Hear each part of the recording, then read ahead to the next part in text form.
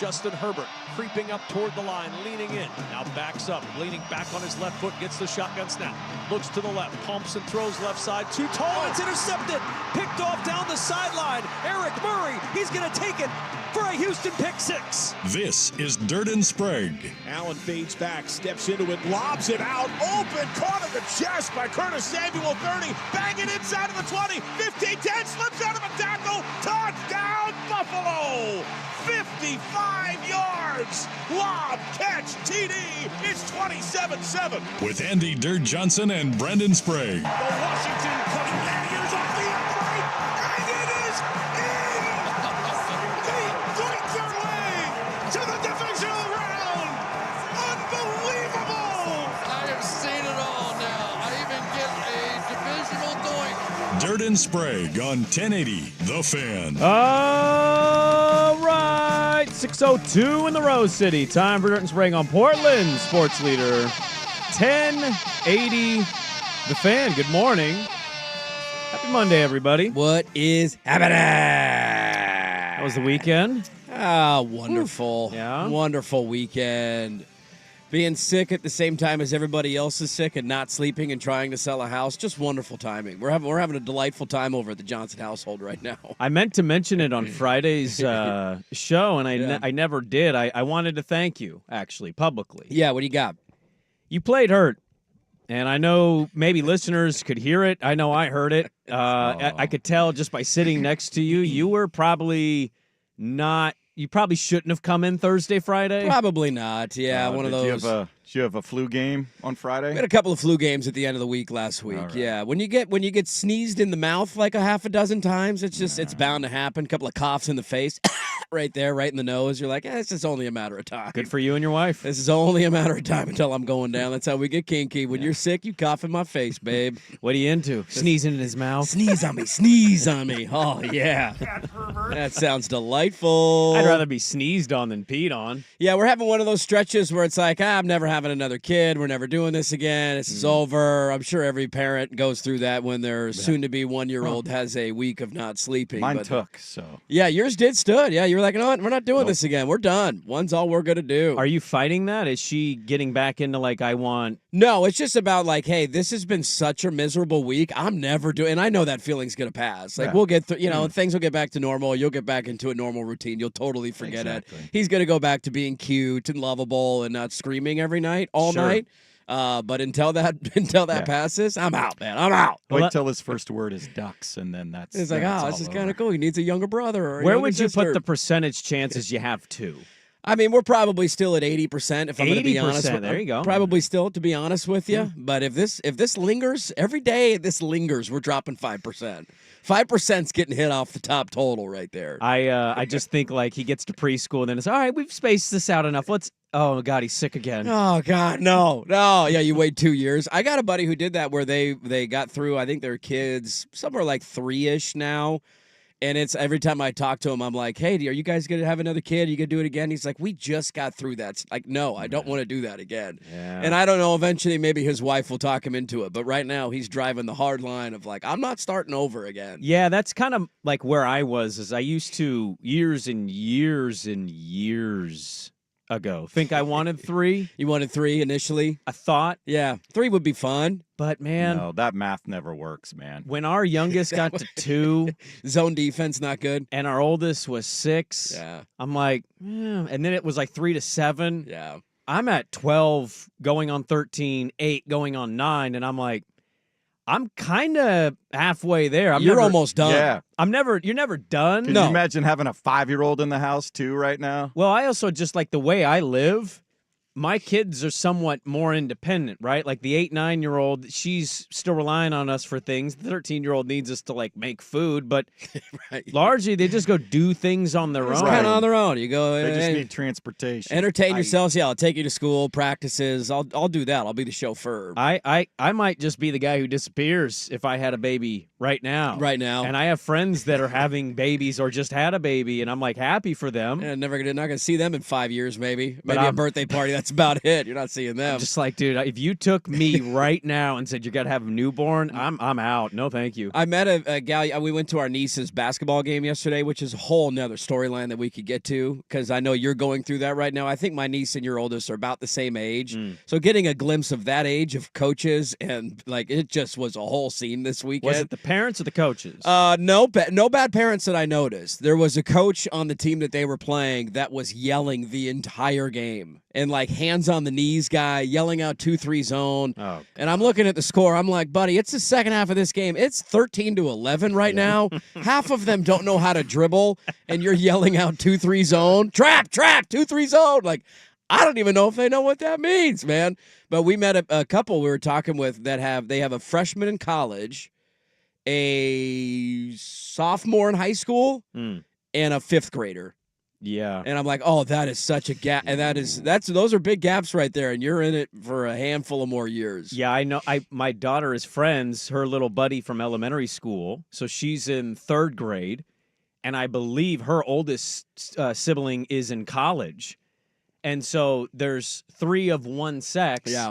I'm wondering, was the 4th an attempt for the other? Probably. Guess what they didn't get? Exactly. They got the same one. You never go for 4. If you're 0 for 3, you pack it in and you go home. That's a good poll question with no context.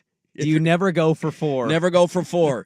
Nick Krupke learned this the hard way, or a great way. He's a happy father. He's an unbelievable father. That's what happened to my brother. They got 4 boys. And the 4th was an attempt at a girl. One last try.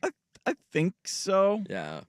I feel like people, if they're just being honest, they'll tell you, but mostly But I they don't just know. lie. Yeah, It might have definitely been one We love that children. slipped past the goalie at that point. Okay, maybe too. a sneak attack there at the Yeah. end, or you just, you're not on your P's and Q's there. Maybe should have figured that out before. If I do get a newborn, it's the slip. It's Yeah. Dr. Skeeter's fault if that Yeah, happens, yeah, because you're you should damn right you it should be is. shooting blanks at this point. If you go Antonio Cromartie, can you imagine that life change for you right now? I'll Hey, tell welcome you. back into the newborn life, buddy. Since that procedure, I've been Rambo. Yeah. That needs to be a drop.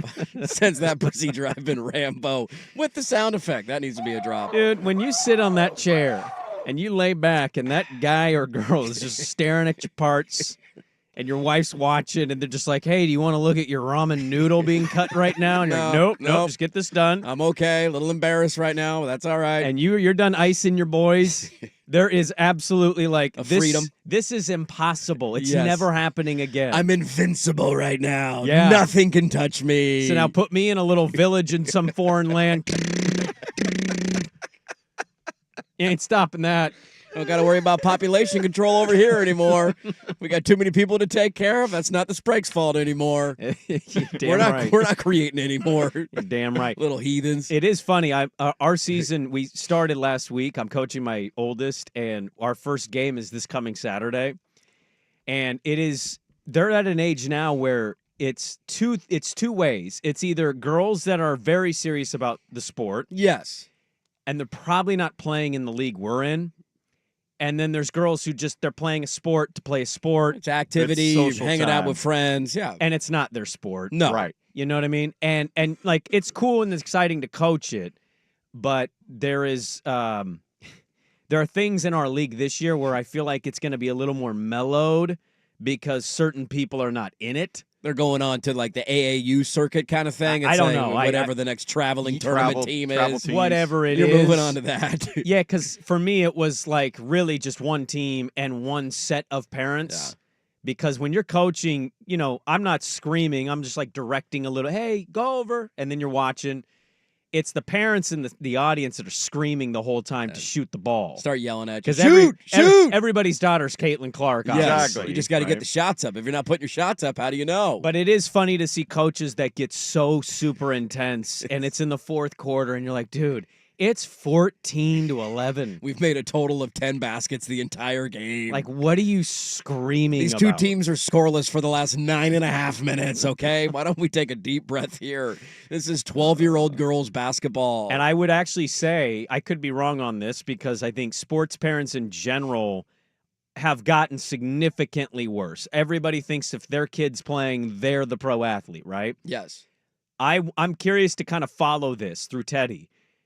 In like 6 to 8 years, hear you give thoughts, because I almost wonder how much worse it is for boys than it is girls. Oh, I bet it's even worse. Because everybody's kid is the next Steph or LeBron or everybody. Yeah, we're going know pro, what I mean? man. What do you want to be when you grow up? I'm going to be an NBA player. Well, buddy, you're like 5'7". I don't know if that's going to happen. What's your dad? He's 5'10", white. Yeah, a white 5'10". How tall is his mom? She's 5'2". You got no chance, buddy. Right. We're going to have to find a different career path here. Maybe you can talk about the NBA. You're not playing in the NBA. He might be T.J. McConnell, though. You're like, no, he's probably not. And T.J. McConnell, by the way, is like 6'2".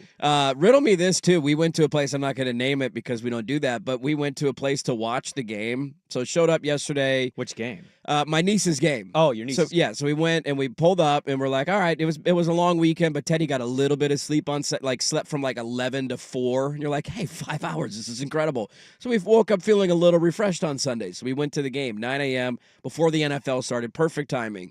Walk in, $12 a head. Yep. $12 Wait a minute. a head. Yeah, timeout. Go ahead. Call the timeouts you want.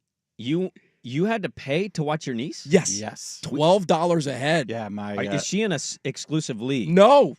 No, they just put on all these tournaments on the weekend because my youngest nephew now is doing the middle school and he's on a team. And so you go. Wait a minute. We're in 7th, 8th grade combo because they don't Yeah. have the numbers for both, so they combine them. We play at school gyms and it's free. So I think the vast majority of the games are that way, but this was a tournament this weekend. And I don't know how many games they were playing. We just went to one. I don't know how many they had in total the weekend. 12? It was $12 a I head can get to into in. the Portland, the Blazer net game tomorrow for know. like 6. I was like, are you kidding me right now? I got to pay $12 to go watch a 19 to 17 basketball game? That's wild. This is ridiculous. I honestly, you can love your niece all you want and support your Turning family. around and walking out. If I ask for $12 at the door, I'm going home. Out of principle. Yeah.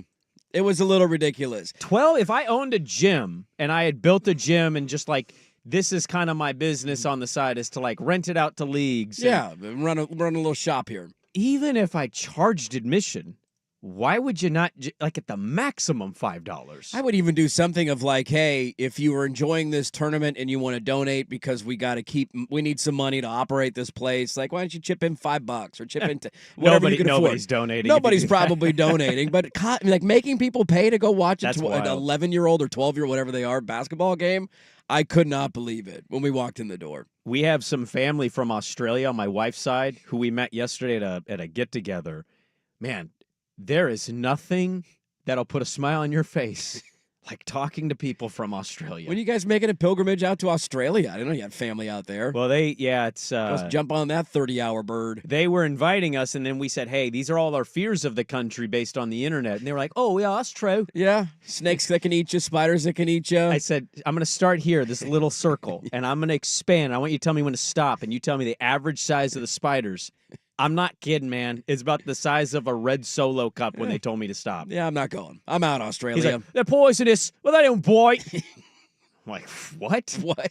The snakes, they're just lost. They won't get you. They're just lost. Just slithering around in the forest. Which, they're also Asian, so they're speaking Vietnamese, but they have the accent. It was the coolest thing ever. That is a weird combo, but very cool. You must be her husband. Yeah.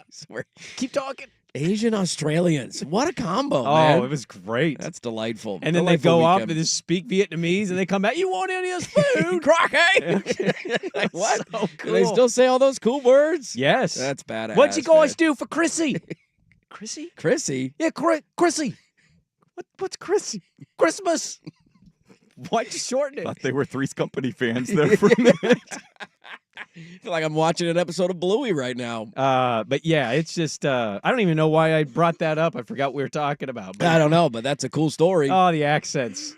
Yeah, $12 is ridiculous. $12 is absolutely ridiculous. Man. So, yeah, great weekend. Lost some money watching my niece play. Did you have to pay for 3 or 2 people? Well, we went with my mom, so she covered the cost when we walked in. But did she have to pay for 2 or 3? She had to pay for 3. $36. They thankfully did not charge for an 11-month-old to watch the game, and he got fussy about halfway How old through. is your niece? I think she's in 6th grade. Okay, so she's going to turn 12. Gonna turn 12 in a Okay. couple of months, yeah. Poll question. We got 2 there. Do you stop at 4? Is 4 too many? Yes, 4 is too many. And $36 to watch an 11-year-old play basketball. Is that ridiculous? Yes or yes? Those are your two options. Well, we have a lot to get to today. It's a busy show. Obviously, the football was footballing. We got the Friday game to talk about, the playoff game. Yeah, Friday night. We got a national championship set a week from today. We do. We will not be on a week from today. But we'll talk about the game that happened on Friday. We get to the wild card weekend. It is a loaded show. Good to be with you. Dirt and Sprague. Let's get it going on the Fan. A title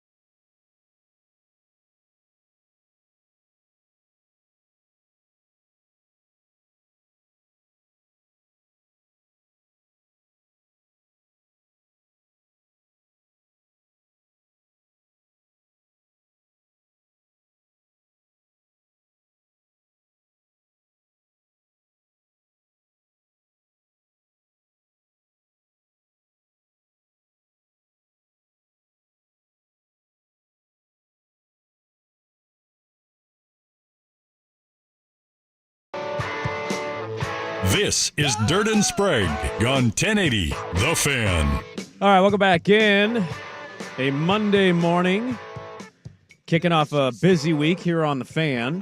NFL playoffs kicking off this weekend. We've got one more game tonight. Minnesota in Arizona to take on the Rams because of the LA Fires. We'll talk about that game today. Let's hope we keep the momentum going from last night. Finally a good, fun, entertaining game, and that'd be great to go back-to-back last night and tonight. Much like our prediction on this program in the college football playoff round one that, like, hey, Indiana's going to get blown out by Notre Dame. And the reaction is going to be, see, this is why Alabama should be in.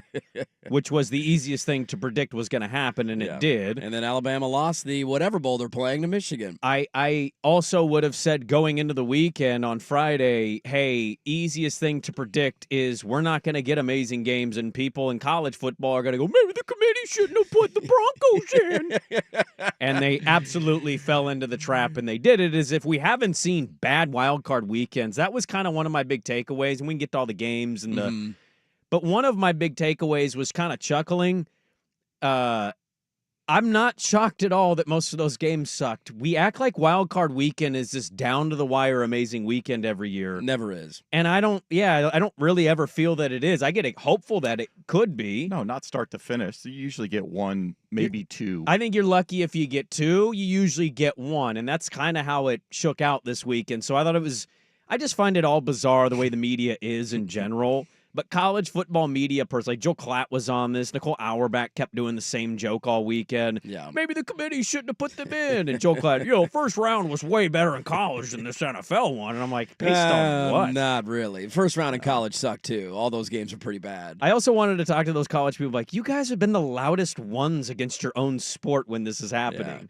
Yeah. I understand I thought it was pretty dumb the way we reacted to the first round playoff games in college. Like, we got a 12-team playoff. There's going to be blowouts. Like, the idea that means that other teams should have been in or that there should be pushback about the format, I just kind of chuckled at and laughed at because this is what you get in first-round playoff formats. There's a lot of teams that make it and don't really belong. Denver had a really good season this year. They weren't going to go on the road and beat Buffalo in the playoffs. Trendy pick, though. They had the first opening touchdown. You're like, hey, look at that. And then they gave up, 31 unanswered points and lost the game 31-7. I actually have kind of turned wild card weekend. Part of it was just because we were so busy this weekend. It's not the weekend because we only have so much time that we can reserve, like, I'm not doing anything, don't bother me. Like, you only have so many of those cards that you can play. I don't play that card in wild card weekend. I don't either. Because this is what I kind of expect going in, and then you make sure to keep an eye on all the games, and then some of them might end up being closer than you imagined. I didn't go in thinking that Pittsburgh and Baltimore was going to be close and competitive. I didn't go in thinking that Buffalo and Denver was going to be competitive. So then you're down to, 3 other games or 4 other games that you're hoping and fingers crossed. And when you get the opening game of the weekend, a blowout, you're like, all right, that was a close point spread that turned out to be a blowout. The Chargers got killed. And then you're only down to 2 other games that you can be hopeful for the rest of the weekend. Hopefully we get one more tonight, but I'm not surprised. The NFL told us this. They dropped Super from Super Wildcard Weekend because they know it's not Super. It's largely blowouts, and next weekend will be the weekend that's the best football weekend of the year. That's a sneaky good point by you. The NFL told us this by dropping the term Super. Okay, why'd they drop Super? It's like, because you get one competitive game every year.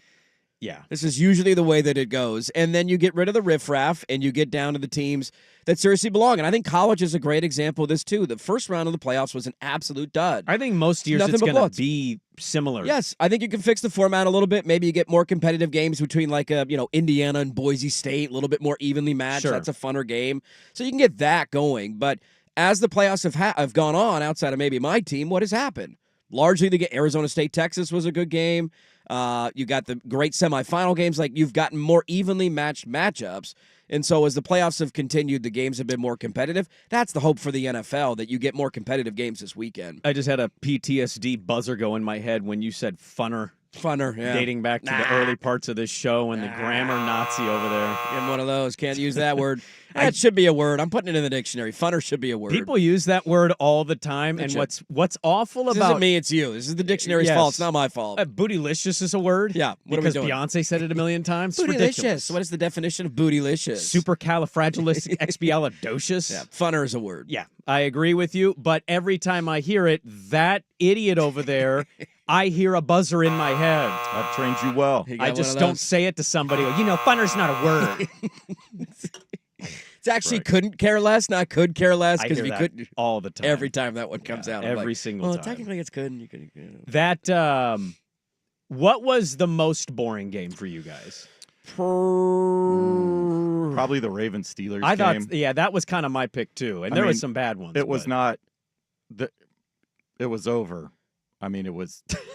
It was just over. There was the brief moment when the Pickens had the touchdown and it was 28-14, and then the Ravens got stopped. You're like, did you really think it was going to happen? Didn't know. The only thing I was keeping an eye on was the point spread. Are they going to backdoor cover this thing? From a score-wise point, it's either the Charger Texans or it's absolutely Bronco Bill. But at least the Broncos came out and it was like, bam, big bomb. Okay, here we go. Yeah, maybe we got a game. And Steelers even when didn't do anything. No. What game 21 went exactly at as we thought. 21-0. Well, they have 300 some odd yards of offense. Yeah. I mean, really, you could say, well, the Ravens should have scored more. I mean, it should have been 31-0. Well, probably at the half. We got a Papa Murph's pizza on like around the time that the Pittsburgh Baltimore game was going to kick off. Because to your point, I watched all the games. But I watched the end of Denver-Buffalo. The game was over, but I had it on my phone going to my family's get-together. Yeah, you're out and about. And then I had the Green Bay-Philly game. Like, I missed the very beginning kickoff play, but I saw the replays, and I'm like, how is this not Green Bay's ball? Very confused by that. Yeah, I love that. As a Green Bay better, that's a great way to start a game. Wasn't great, but, like, I had that on my phone at a family get-together, and I saw most of that game. Like, it's one of those don't sit on your couch and be completely useless weekends, to your point. I record all the games, and you go back and watch anything that you potentially missed if the game ends up being competitive. But I kept thinking to myself, getting that pizza, I had an out-loud conversation to myself in the car, and I'm like, do you know how psychotic you have to be to want to go watch Baltimore-Pittsburgh at 8 o'clock your local time in what they said felt like 15 degrees with 16-mile-an-hour winds? As a fan, what are you getting out of that game? Why would you go to that? Beating a divisional rival in the playoffs, that's about it. I think it's their last home game too, right? Because aren't they on the road now? Yeah, they're at Buffalo. So last home game. Depends what happens with Houston. That's true. If Houston wins and Baltimore wins, they could host the AFC Championship game. Were the Texans the biggest surprise to you? Without a doubt. How well they played? Without a doubt. Or how bad the Chargers played? That was easily the biggest surprise of the weekend. Every other game went somewhat according to, like, I'm not shocked at all that the Commanders won. Tampa's been a weird team. Well, and that came two down. big spreads, back and I wasn't forth, surprised came by. down. He doinks it. I mean, that was the goofy, unpredictable game. Well, Tampa fumbled in their own territory after getting a goal line stop that changed the momentum of the game. My only counter, I don't know, probably, but we don't know what's going to happen tonight, right? Minnesota, LA. My only counter would be a rookie quarterback going on the road in the playoffs Wildly and playing impressive. that well.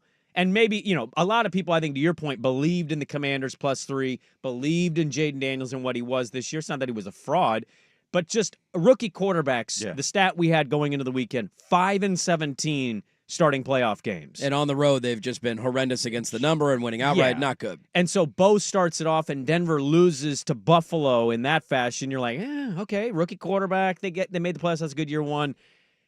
Jaden went in there and just was like, for everything that people said about C.J. Stroud last year, and I think every rookie quarterback fan base, like Atlanta feels, I'd sum up hopeful about Penix, right? The way it ended. Yeah, probably. Patriot fan feels good about May, even though his numbers are actually worse than Mac Jones' rookie year. Not very good. Crazy. Mac Jones went to the playoffs his rookie year. He did not win. He did not win a playoff game, but he went. Bo in Denver, great year one, right?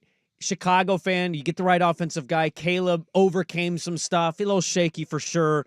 Hopeful. Whatever you feel about all of them, Jaden makes you feel like, oh my God. Yeah. We've got the next Lamar. Like this guy's going to be the MVP of the league. And I can't fight them or argue that point.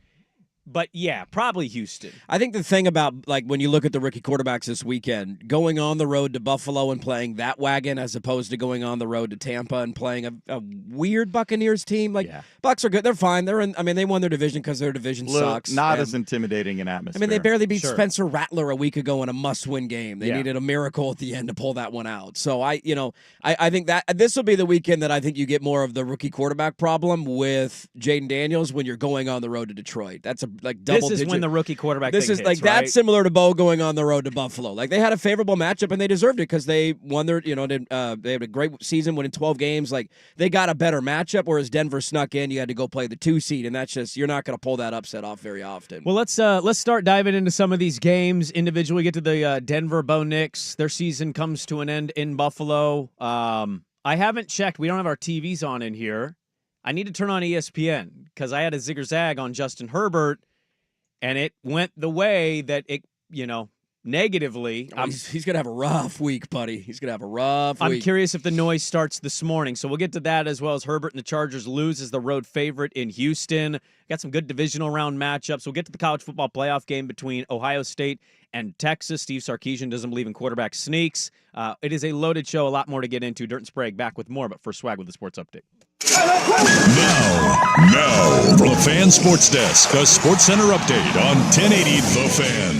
First on the Fan, just one spot in the divisional round of the NFL playoffs remains open. It'll be for either the Rams or Vikings to grab as they meet tonight in Phoenix for the final wild card game of the weekend. Kickoff at 5 o'clock on ESPN and KATU Channel 2. Minnesota 2.5-point favorites. This game was relocated from SoFi Stadium due to the wildfires in Southern California. The winner will go to Philly and face the Eagles this coming Sunday after they bottled up the Packers for a 22-10 win yesterday. The other NFC divisional game will pit the Washington Commanders, who beat the Buccaneers on a last-second field goal, banking off the right upright, 23-20. They take on the Lions, the number 1 seed. Kickoff Saturday, 5 o'clock in Detroit, who's an 8.5-point home favorite. In the AFC, Texans will visit the 2-time defending Super Bowl champion Chiefs on Saturday. Kansas City, an 8.5-point favorite. And the Bills will host the Ravens on Sunday evening after a thorough beating of the Broncos 31-7. Buffalo, a 1.5-point favorite. Over the weekend, Patriots finalizing a multi-year contract to hire Mike Vrabel as their next head coach. Vrabel won 3 Super Bowls as a linebacker for New England. And the 15th-ranked Oregon Ducks men's basketball team with another late-game comeback on the road. They beat Penn State 82-81. Oregon now 5-1 this season in games decided by 4 points or less. Jackson Shelstad leading 6 Ducks in double figures with 17 points and 8 assists. More sports scores and stories in 30 minutes. Jason Swigard from the Fan Sports Desk. Listen live or on demand at the Odyssey app, the Fan's desktop player, or tell your smart speaker to play 1080 The Fan. Live, local, and free.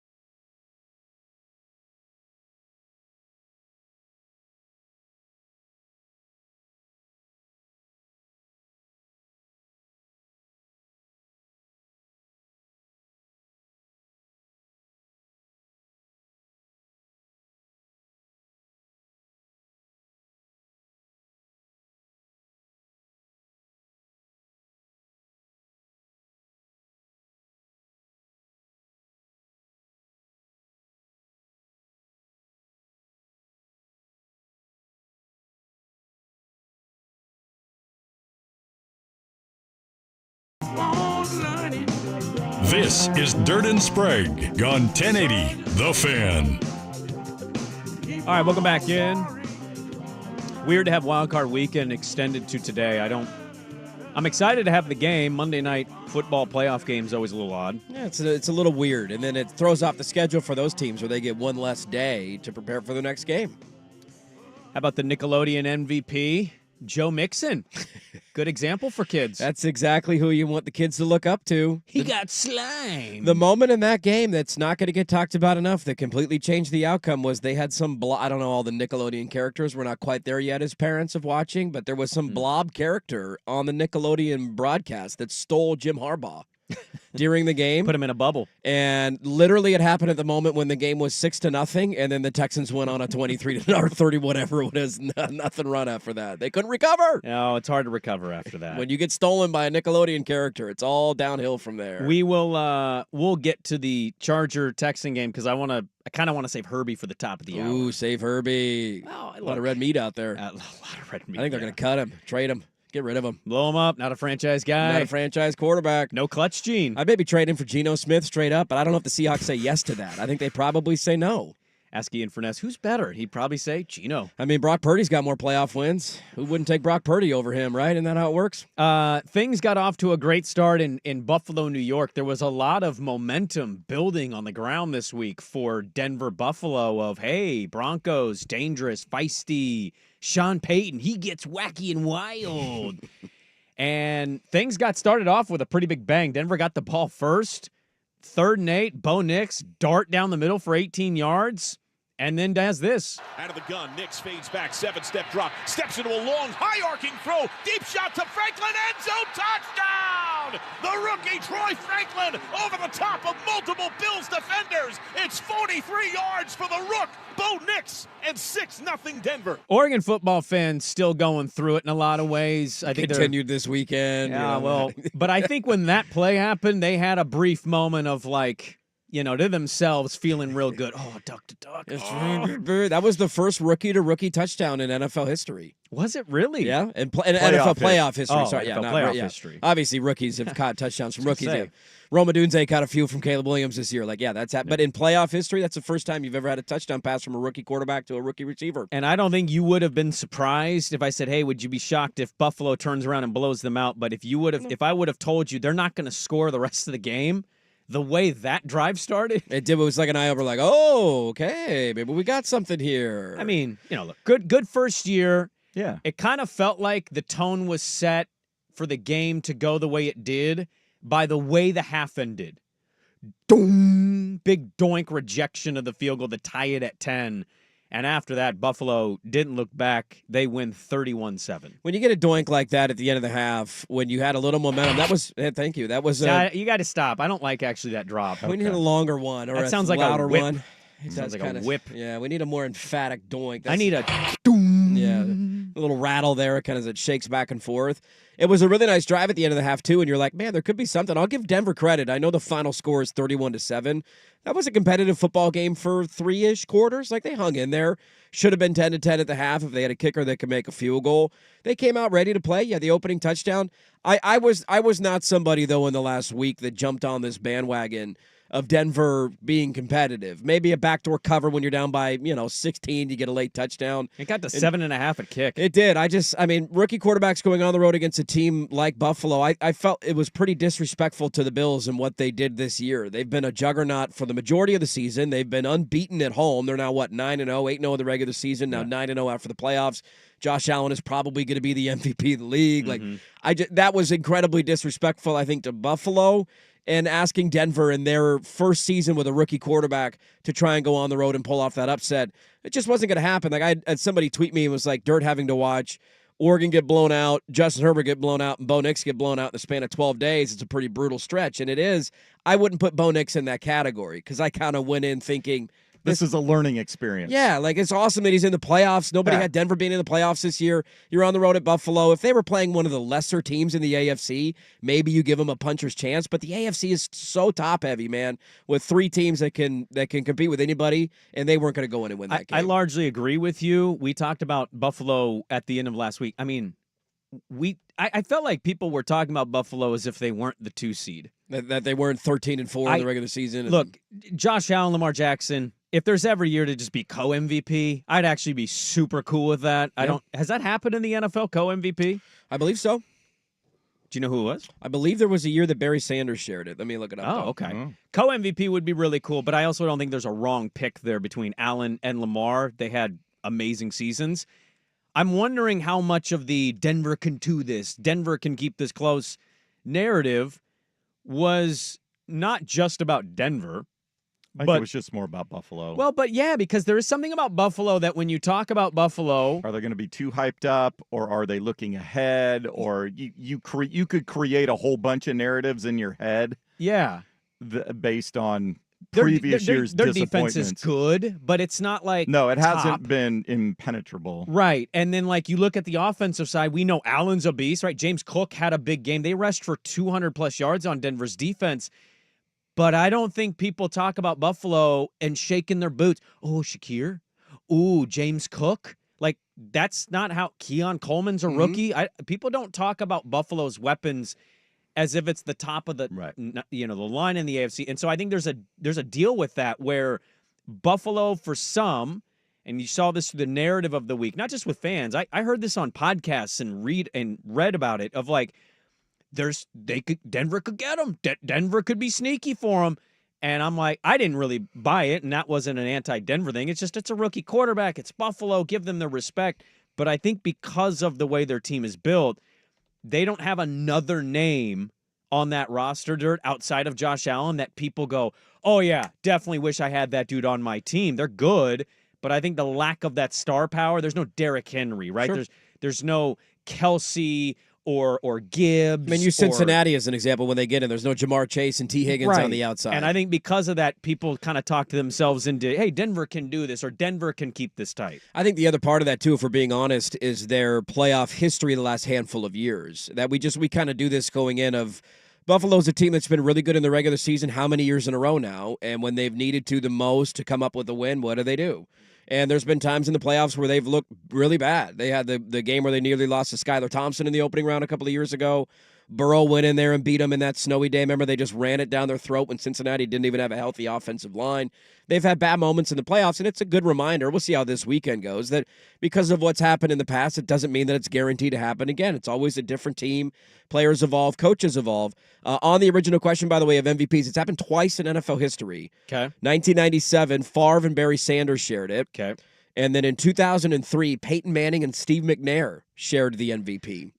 So you have two precedents within the last 20. They each received the same years. number of first place votes, and so they shared the award. It'd be 28 years, 29 years, whatever. Yeah. Like if you have that twice within that span, I'm going to put up a poll question. Should they be co-MVPs, or would you give it to one over the other? I'd give it to 4 different guys this year, to be honest with you.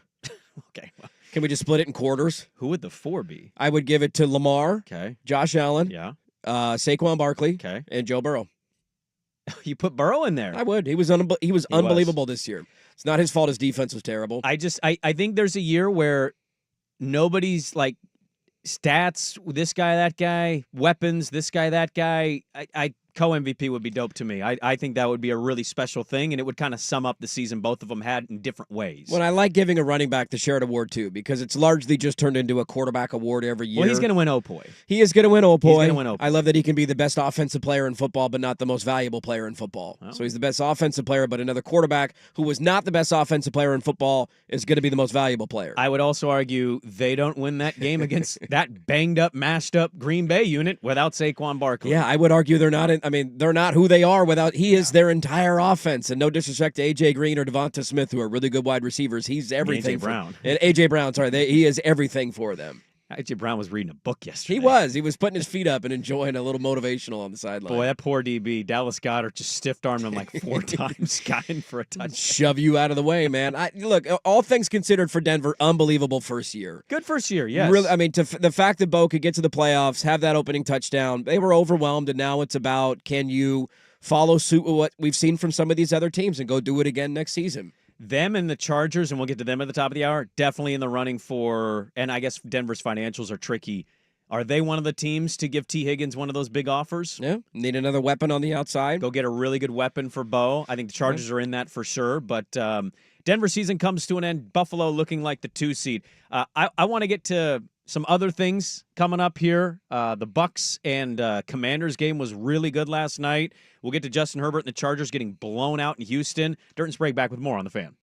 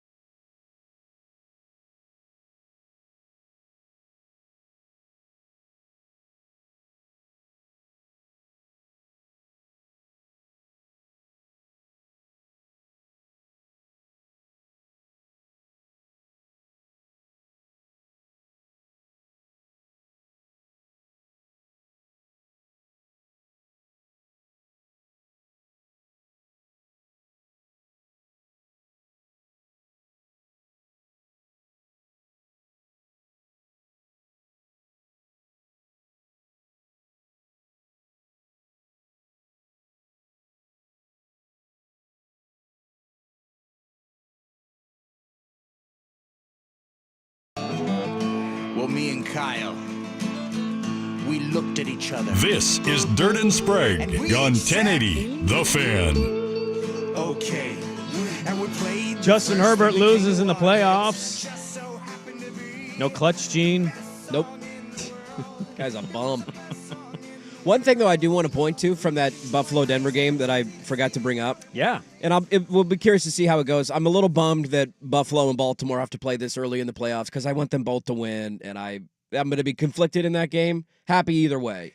But it's the idea that running the football this time of year matters. And I don't know if it's going to continue against Baltimore or if it will continue against Kansas City. But in that game, you look at Denver, I mean, Bo Nix was their leading rusher in the game, and he had, 40 yards rushing outside of that.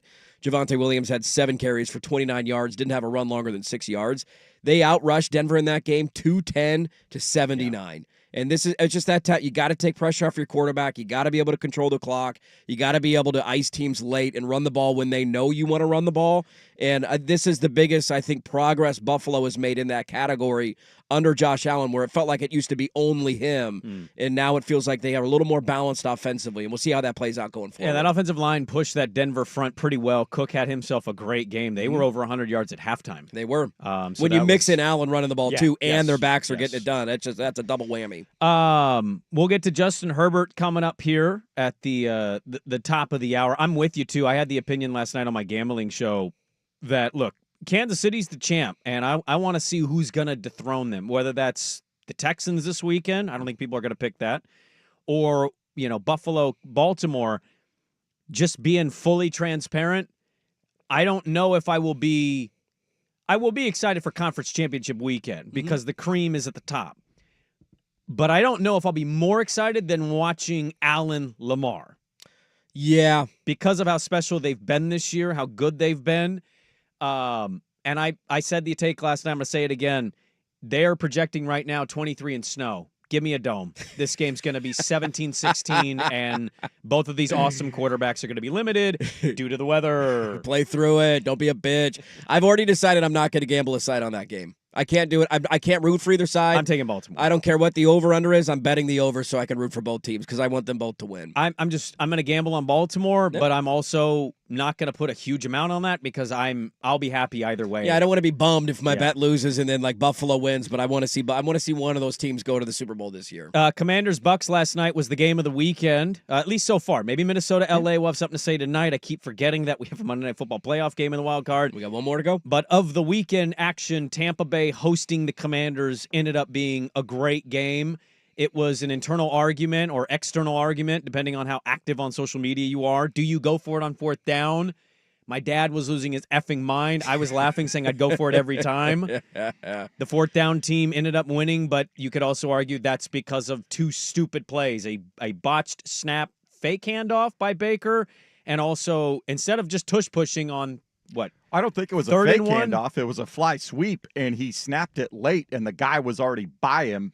See, I couldn't tell if he was going to fake handoff on the fly. That was such a clunky he was play. Trying to hand it off. Whatever, it doesn't really matter. It was a botched play one way or the other. And then instead of just tush pushing on 3rd and 1, you have a weird snap, and they kind of awkwardly hand it to Bucky. He loses 2, and they don't go on 4th and 3, so they tie the game, which everybody and their mom said, Commanders are going to win this game. At that point, yes. And so you can disagree on being aggressive on multiple 4th downs. I like it. I didn't have a problem with it, and they ended up becoming victorious from it. We also had this from Todd Bowles. He was asked about Jaden Daniels. Just coming out of the halftime locker room. Out of halftime. Todd Bowles was asked, how do you try to stop Jaden in the second half? Here was Todd Bowles. To our left, his left, our left, his right. Got to get him in long 3rd and longer yardage. Got to win 1st down. He keeps getting out of the pocket to his left, to our left, his left, our left, his right, and we got to cut that down. It's like Georgia play now. I thought your other leg was handicapped. No, see, it's in the mirror. It's this, right, wrong, right. You know where I do this the most? NCAA tournament time. So they got upset by the lower seed. Higher seed? Lower seed. Lower. Higher. Lower. Lower seed. Higher. No, left, right. Dude, when that happened at halftime, I was glad that I wasn't a Buccaneers gambler because I don't know how much confidence I would have had in them the rest of the game. That made you lose confidence? That made me lose any confidence I had in any sort of win for Tampa. I'm like, dude, there's no chance they're going to win this game. No wonder they really can't get hands on Jaden Daniels. No wonder they can't execute a snap. Their coach doesn't know what left and right is. He's confused at halftime, You man. said blitz right. I meant left. His right. The whole idea. Right? Wait, which way am I going? To our left, his left, our left, his right. First off, a shout out to the officials in that game for not calling a false start on that Tampa play because I think everybody thought it was a false start. It felt like it. But it was just the ball was hiked and nobody knew the ball was hiked. So everybody just kind of stood around, but nobody moved before the ball was snapped. So it was technically the right call because it would have been easy to throw a flag in that moment either way. How you have, like, your season's on the line. You're trying to score a touchdown to take the lead and not tie the game. And that's your play on 3rd and 1. On the drive before, by the way, you got a 4th down stop from your defense, and then you fumble it back in your own territory. I mean, they dribbled that one off their leg, and they're going to be thinking about that for the entirety of the offseason. Ton of credit goes to Washington and the way that they played. But that was one, if you're Tampa, like, man, it felt like you had control of that game late. You got the goal line stand. You had the ball, chance to milk the clock, couldn't do it, couldn't execute on the offensive end down the stretch to try and score a touchdown there late. And I love the calls by Dan Quinn to go for it on 4th down. You loved them all? Dude, the score at the time was 17-13. Well, he did it multiple times. He did it twice. 6 points. From the opening. And they scored a touchdown out of it, which gave them the lead and put them up 20-17, and then had Tampa kick a field goal, and then they got to win the game with a field goal. Like, the idea of kicking a field goal down 17-13 to make it a 17-16 game. Yeah, but doing it earlier when they got stopped, that second field goal would have theoretically given them the lead. But then your butterfly effect, though. You don't know if you're getting the fumble. You don't know if Tampa's calling the same plays. I agree with you. Their return. They could run the next kickoff back for a touchdown for all we know. Like, the game doesn't always play out that way. Second one is when you would have kicked? Because I think the one that would have tied it at 3. Yeah. I think I would have just to get point. I'm down there. Second time I'm down there. Feel good about yourself? Let's get some points and put something on the board. And we're tied early in the game. Early in the game. But their defense was playing pretty well. It was only 3-0 at the end of the first. And generally, I'm pro being aggressive, and you're down there. But I'm loving backwards hat Dan Quinn. He's just right up my alley. And I'm not saying every decision to go for it on 4th down is the right one. Again, my dad was losing it on the text, and I'm like, if I'm ever going to get fired as an NFL coach, I'm getting fired being super aggressive. You're going aggressive. down swinging. I'm Dan Campbell in the NFC title game. Like, are you ever going to go for it again? Yeah, I'm going to go for it again. And you're kind of, in a way, you don't want to say this out loud. You're kind of playing with house money. You're on the road, rookie quarterback, year 1 of a complete organizational start over. Complete. From top all the way to bottom. And so, yeah, I want my quarterback who's been effing awesome this year. I'm uber aggressive that way. I didn't like punting when I played Madden back in the day. I would go for it on like 4th and 9 at my own 22. We don't punt around here. I would lose games that way, but I'm like, it's boring to punt. I don't want to move my arrow to punt. No. Well, I'm curious now if you want a fun prop bet between the Lions and the Commanders. What's the over-under on total punts in the game? Or I would say 4th down attempts would be a good one, like over under 5 total 4th down attempts. I'm betting the over on that. I totally would, because Commanders did it, 4 times last night? Three or 4, somewhere in there. 4. They had the 2 late, the 1 early. I can't remember if there was 1 early. They had a couple first 2 drives. They had a couple on drives that they weren't by the end zone. Yeah, there's something too about when you're inside the 5-yard line kicking a field goal. It just is demoralizing. I don't care about the points. It's demoralizing. And then, well, the only flip side is the first time, let's go. We're starting the game. We're setting a tone, whatever. But the second time they got right back down there. It was the same spot, and they did it again. And I'm like, okay, if we don't, not that you would think that way, but if we're down there twice and we're 0 for now, what's going on in my guys' heads? Yeah. Let's put some points in. Yeah, I mean, I get it. I get the theory behind it. It's That's not an easy call. That's the only one where I would have, if I was on the sidelines, I might kick a field goal. The other part of it, and this doesn't necessarily apply there because both those kicks would have been inside the 5 or 7 or whatever it was yard line. The funny thing to me about the go for it or kick the field goal crowd that never gets brought up is, how did that last kick go in? Like, we act like it's always just, you got to take the points there. Like, it's just a guarantee in a playoff game. That was a short field goal. Chargers had a gimme field goal that they missed. Yeah. This happens every time in the playoffs. Elliott missed an extra point yesterday. Blair Walsh missed a 20-yarder for the Vikings. Like, they played for the field goal at the end of the game, and if that ball is a millimeter to the right, it probably doinks off the front. The game goes to overtime, and maybe Tampa wins, and we're sitting here talking about Tampa going on the road next round of the playoffs. Final point. There's just something about kicking within the 5 that leaves me utterly disgusted at the coaching staff. Penn State did this against Notre Dame. They kicked it at like the 3, and I'm like, on their first drive of the game, I think, too, right? It was like early in the game. How gross does this look to anybody else? They're setting up at the 8. Go for it, damn it. Don't be a bitch. Yeah, thank you. Come on. We have a lot to get to in the second hour. It's already here. Which way are we going to go? To our left, his left. I mean, our left, his right. I don't know, but we're going to start with Justin Herbert, who fell in the playoffs again. Hour 2, Dirt and Sprague on the Fan.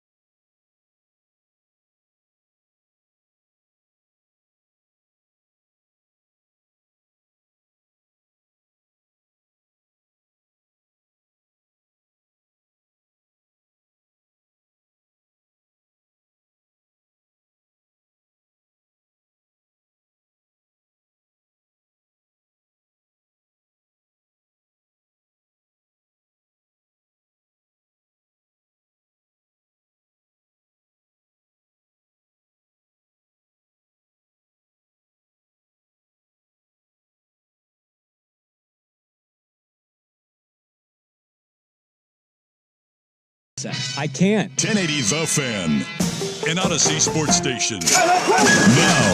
Now, from the Fan Sports Desk, a Sports Center update on 1080 The Fan. Brought to you by Reynolds Defense Firm. If you've been arrested for DUI, you need a team of attorneys you can put your trust in. Call Reynolds Defense Firm today, online at reynoldsdefensefirm.com. First on The Fan. Just one more spot in the divisional round of the playoffs up for grabs in the NFL postseason. Tonight in Glendale, Arizona, it'll be the Rams and Vikings. This game relocated from SoFi due to the wildfires in Southern California. Minnesota, a 2.5-point favorite on the road. The winner will face the Eagles in Philadelphia this coming Sunday after they took down the Packers 22-10. The other NFC divisional game will have the Washington Commanders, who got past the Buccaneers on a last-second field goal, banking in off the upright 23-20. They will head to the number 1 overall seed, the Lions. Saturday night, 5 o'clock in Detroit. They're an 8.5-point home favorite. In the AFC, Texans are going to visit the two-time defending Super Bowl champion Chiefs on Saturday. Kansas City, an 8.5-point favorite. And then the Bills will host the Ravens Sunday afternoon. They took down the Broncos 31-7. Buffalo, a 1.5-point favorite. The Oregon Ducks men's basketball team keeps pulling off Houdini acts, another late-game rally, this time to beat Penn State 82-81. They're 5-1 this season in games decided by 4 points or less. More sports scores and stories in 30 minutes. Jason Swigart from the Fan Sports Desk. Listen live or on demand at the Odyssey app, the Fan's desktop player, or tell your smart speaker to play 1080 The Fan. Jump back to earlier parts of your favorite fan shows on the Odyssey app. The only way to rewind Portland's sports leader, 1080 The Fan. Last year, I spent more money on spilled liquor in bars from one side of this world to the other than you made. It's time for Dirt and Sprague.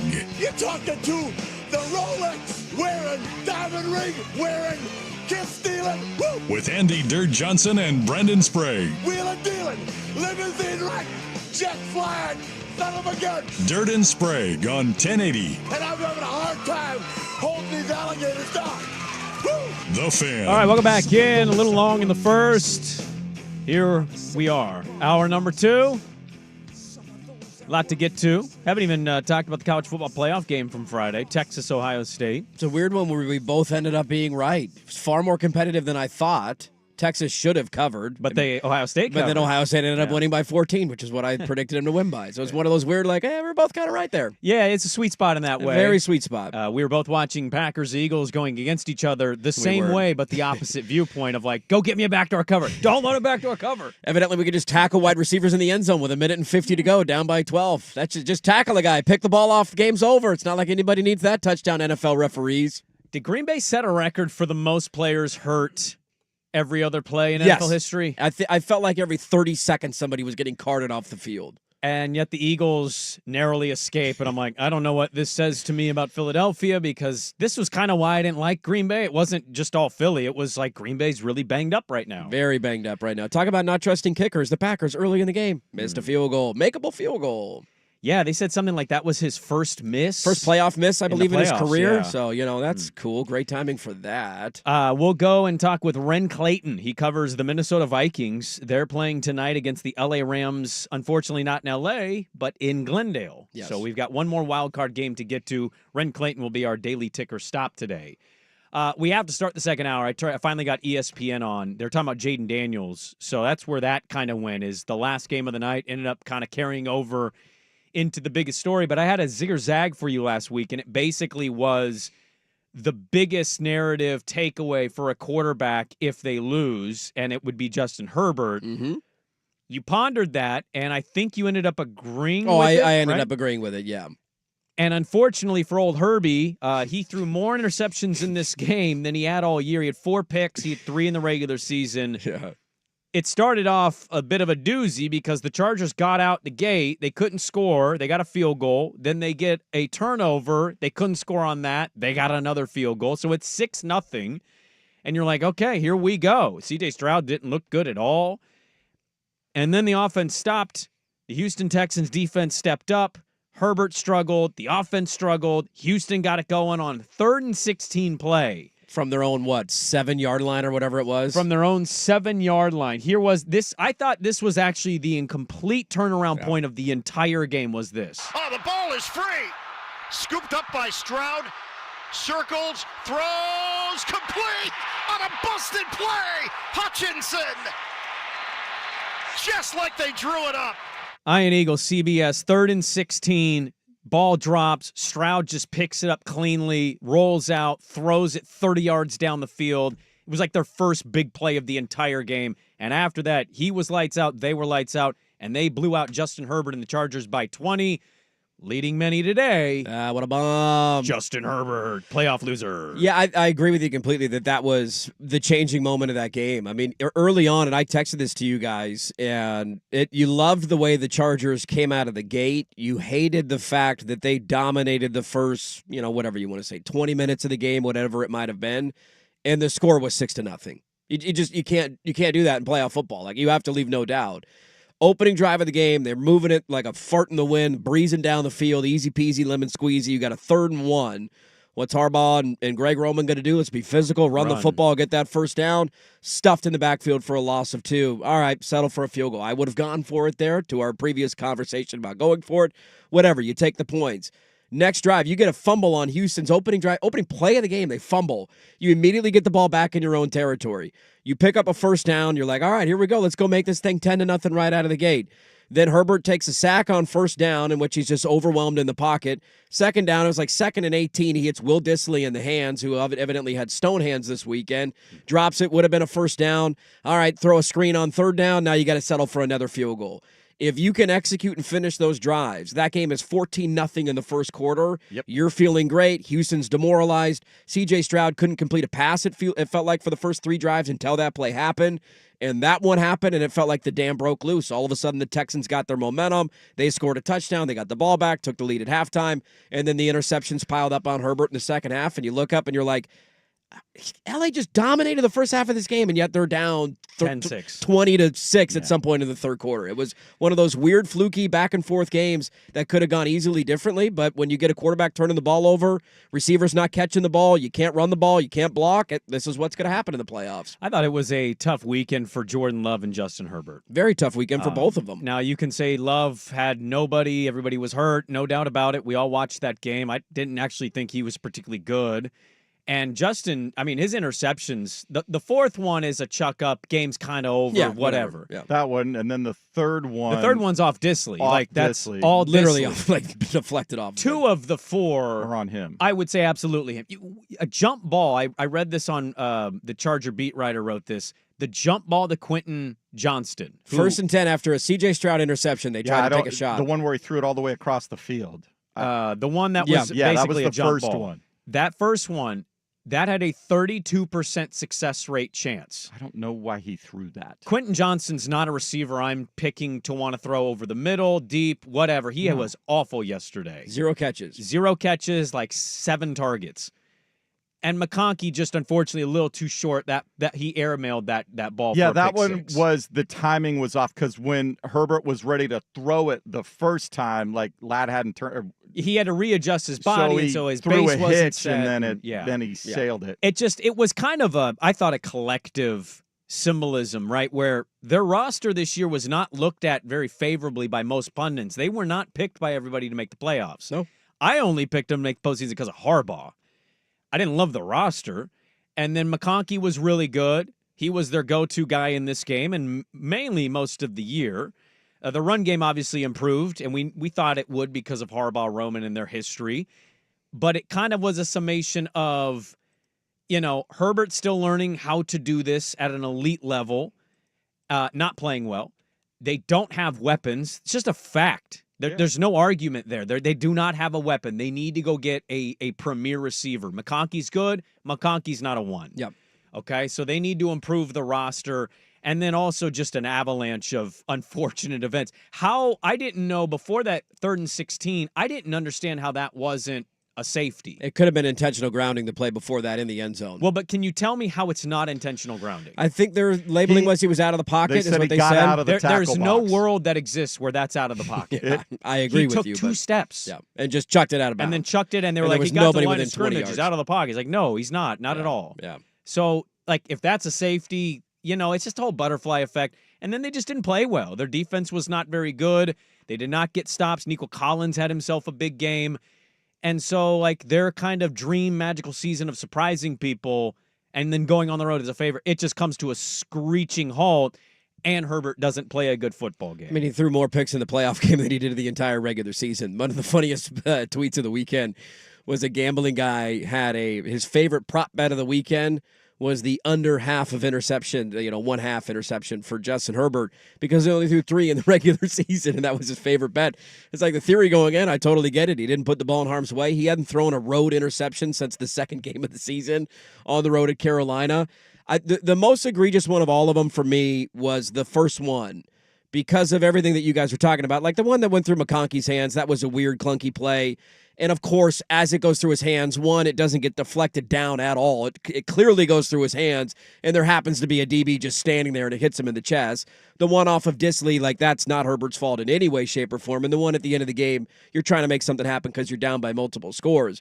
The one that I hated the most was throwing a jump ball into double coverage on 1st and 10 when you had all the momentum. And C.J. Stroud, literally the play before, had thrown an interception where we were all saying, what is he What do you do? What? They had back-to-back. What are you doing? What do you just threw? There was nobody even there. Like what? Like see, that was C.J. Stroud. The way we're talking about Herbert this week, and he will be talked about. That was C.J. Stroud in the first half of that game. Yeah. And I would have defended him because they have no wide receivers. Their offensive line has been bad. They weren't running the football early in the game. Like he was kind of out there by himself trying to make chicken, soup out of chicken S, right? It's not an easy thing to do.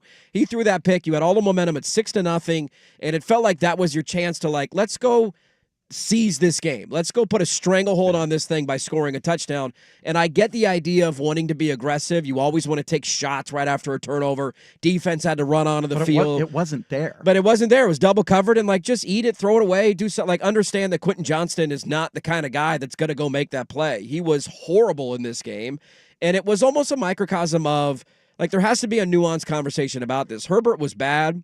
I was shocked at how poorly that he played, and that's going to linger for him for an entire offseason. He was 14 of 32. We can blame drops. There were a ton of them, but he was not good, and he needs to be good in order for them to win in the playoffs because of your original point about their roster. They're not there yet talent-wise, and so he has to lift everybody else up around him, and he clearly did not do that this weekend. But the one thing that we have harped on all year about this team that I didn't think was going to bite him this weekend because I didn't believe in the Houston Texans, but I knew it was going to bite him at some point in the playoffs, is that he just doesn't have a legitimate weapon on the outside. When you look at all the teams that are remaining in the playoffs, sans Houston, because all of their wide receivers seemingly are injured. Houston, the one thing I would interrupt you with there, and I'll let you go, is Nico Collins reminded people that he's still a stud. He's in the conversation for wide receiver one when he's playing. Very fair. So that shows you how much depth they have at wide receiver when they're healthy, and he had 7 catches for 122 yards. The fact that your first-round pick from a year ago, the guy that you were trying to turn into your number one wide receiver in his first playoff game, had 5 targets and 0 catches and multiple drops. Yeah. And led to an interception on a jump ball in which he wasn't even competitive to try and make a play to even knock it down. It highlights the largest issue that they have. And we can feel however we want to feel about Herbert. I understand the opinions are going to be very, very vocal this week. A lot of anti-Herbert stuff. A lot of anti-Herbert stuff. Until you give him that level of weaponry that is needed to win at the highest level, I'm just not going to quite go there. My opinion didn't change on him at all this weekend, despite how badly I thought that he played. And one of the biggest complaints that I would have from his performance, honestly, that C.J. Stroud definitely outplayed him in, was the use of his legs. I thought Herbert used his legs a lot more this year, and it was beneficial for them with big scrambles or design quarterback runs in 3rd and short situations. He had 0 carries for 0 yards. He was sacked, never really extended very many plays. C.J. Stroud, towards the end of that first half, had a couple of had that long 30-yard scramble. No design runs for him. No design runs, and no I'm just going to tuck it and go make something happen because nobody's catching a football right now. Yeah. He's an elite athlete, and there's just a frustration for me. This goes all the way back to his time at Oregon, of not wanting to utilize that skill set that he brings to the table. But it was an embarrassing loss and a terrible loss for Herbert and the Chargers. We'll have more NFL playoff conversation. We'll talk with Ren Clayton, who covers the Minnesota Vikings. They have their game tonight against the Rams. It is 7:18. Dirt and Sprague on the Fan.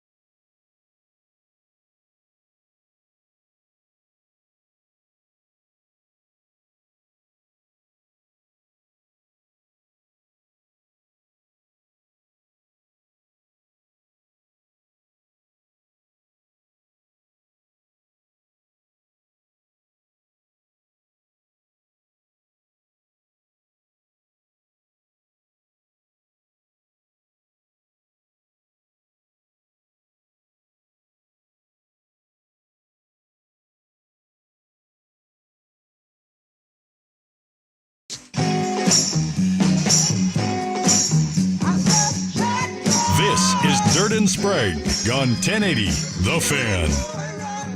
There's a ton to get to today. Hopefully we can get to as much as possible. Flying right under the radar is old Dana Altman and the Ducks. And Keith Hayward just quitting on Oregon State. So we got two local things that are flying right under the radar. You guys picked up one of the top high school recruits out of the state of Washington this week too.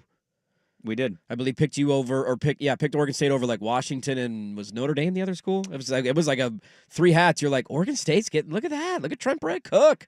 A look good publicly thing, but stuff behind the scenes. Oh, okay. But yeah, good news publicly. Okay. Don't know what's happening with the defensive coordinator just randomly quitting, but that's neither here nor there. I don't think that's one you lose too much sleep over. All right, whatever. We'll be fine. No, but awkwardly, randomly resigning in January is a little strange. Spring ball's in a couple No months. longer with the program. Oh, okay. All right. Good luck with that. We'll get to hopefully some of the local stuff. The Blazers played, but I don't know who watched or paid attention to any of it. We lost the Dame package. The Dame package got us. Tyler Hero outplayed Anthony Simons. Was that a tough one for people? And actually had a good game, but He did. Hero was better. He was better in the game. He was better. Yeah. And having a better year, too. So we also got Emo Danny out of that. We did get Emo Danny out of that. That haircut needs to stay. I saw those pictures this weekend. He got the team photographer to take photos of him as if he was the player. That was hilarious. Walking down the concourse in the bowels of the Moda Center. I want to talk at some point after talking with Ren Clayton for the ticker about just the idea of having to stop Derrick Henry and Lamar Jackson. Seems terrifying. Yes, it does. And now they go to Buffalo. We're probably going to have a snow game. That is looming. And the great matchup between Lamar and Josh. By the way, co-MVP poll questions up at Dirt and Sprague. We talk about Herbert, and Herbert absolutely had a dud of a game. I don't want any listener to take away, they're defending Herbert. No, he had some really awful interceptions. He lost another playoff game. I also believe in context. Context should matter. It doesn't in sports, and when we have narratives of players, we don't want to ever allow context. We just want to say we're right or we're wrong, or if we're wrong, we don't tell you. Herbert was terrible. They played piss poor. They need to add weapons. That is abundantly clear. There's no argument against that point. You're telling me two things can be true at the same time. How dare you? And one team that I didn't think had real much of a chance because of their injury situation suffered more injuries. Jordan Love, welcome to the you played awful category. Matt LaFleur, sub-500 playoff coach. Hey, how's it going? Completely undisciplined football by Green Bay. Their emotions got the best of them. They turned the ball over 3 times in the first half. Missed a field goal. Somehow Philadelphia was only up 10-0 at the half. Didn't understand that one whatsoever. But for all the Herbert noise, Jordan Love noise should be there as well. He did not play well. I would argue the best Jordan Love plays is when he's losing. When his team is losing, he suddenly becomes dangerous. He does. But they kind of struggle out the gate a little bit. Remember their 28-0 deficit to the Vikings earlier this year at home. I know he didn't finish the game, but they lost to the Bears at the end when seeding was on the line. They could have played Tampa instead of going to Philadelphia. And so Jordan Love and the Packers season ends with a little bit of a dud, but context, every other play, somebody on Green Bay got hurt. Look, and this is going to be great for the we only make excuses for Herbert crowd. I think any sort of noise against Jordan Love out of that game is laughable and ridiculous. Like, he's a really good young quarterback. He was banged up this year. Green Bay didn't quite have the season that many people thought they were going to have coming into the season. They had that great run, blew out the Cowboys in the wild card round last year, came up short against the 49ers late in the divisional round matchup a season ago. You just think it's going to be all right, you took one step, next year you take the second step. That's not always the way that it works, and injuries are a big part of that. They were completely decimated on the outside. Their offensive line, it felt like half of them were out by the end of that game. And you're going on the road and playing Philly, who has one of the best defenses in the NFL. Good luck. The only reason I like Green Bay with a chance to cover is I just don't trust Jalen Hurts and their offense, and I felt pretty good about that take in the aftermath of it because one like Jalen Hurts did a whole lot in that game, but he's got Saquon Barkley to lean on, and that's a great thing to be able to lean on come postseason time, something that some of these other quarterbacks don't have. The funniest number for Jordan Love, and I'm just going to run with it because I've seen multiple people tweet it out, so I'm just going to go ahead and believe that it's true. Okay. I don't know what month is Toyotathon. Do you guys know what month of the year that is? This is true. This is true? His okay. stats, when Toyotathon starts. His career numbers. Into January. So is it like, is November Toyotathon? It's like the mid to end of November. Okay. Yeah. His career numbers during Toyotathon, 28 touchdowns to 2 interceptions. Yep. His career not during Toyotathon, 29 touchdowns, 28 interceptions. And Toyotathon, according to the tweet, ended last week. Yeah. And he threw 3 interceptions this did. weekend. Just one of those funny random things that I saw that means literally nothing, but it just makes you chuckle when you read it. Like, I don't understand why the way we talk about quarterbacks and expect them to be able to lift everything up and do it all on their own when it's because they get paid. I get it. They get the paid, contract. but it just is a tale as old as time where we see Lamar, and they might do it this year. You know why they're probably going to be over the top this year? It's because they went out and added Derrick Henry. You think that made an impact in the playoffs this weekend? Yes. When he's busting long touchdown runs? If Jalen Hurts get over the top in Philly, maybe it's because they went out and added Saquon Barkley, or because the Bills, who got moved on from Diggs, they went out and got Amari Cooper and drafted Keon Coleman, who I know have not been lighting the world on fire, but have had decent seasons, and he's played great. Like, finding help and doing it in a balanced approach is what you need to win come postseason time. The best example of this is Patrick Mahomes, who wasn't even that good last year in their playoff run, but they had an elite defense to lean on the entire time, and they're not giving up more than 20 points a game. So you go get 21, you're going to find a way to win. Jordan Love had no chance of winning that game considering the injuries that happened around him. His future is still incredibly bright. Yeah, that's the thing. I kind of disagree with you a little bit in this sense of I didn't think he had a great year.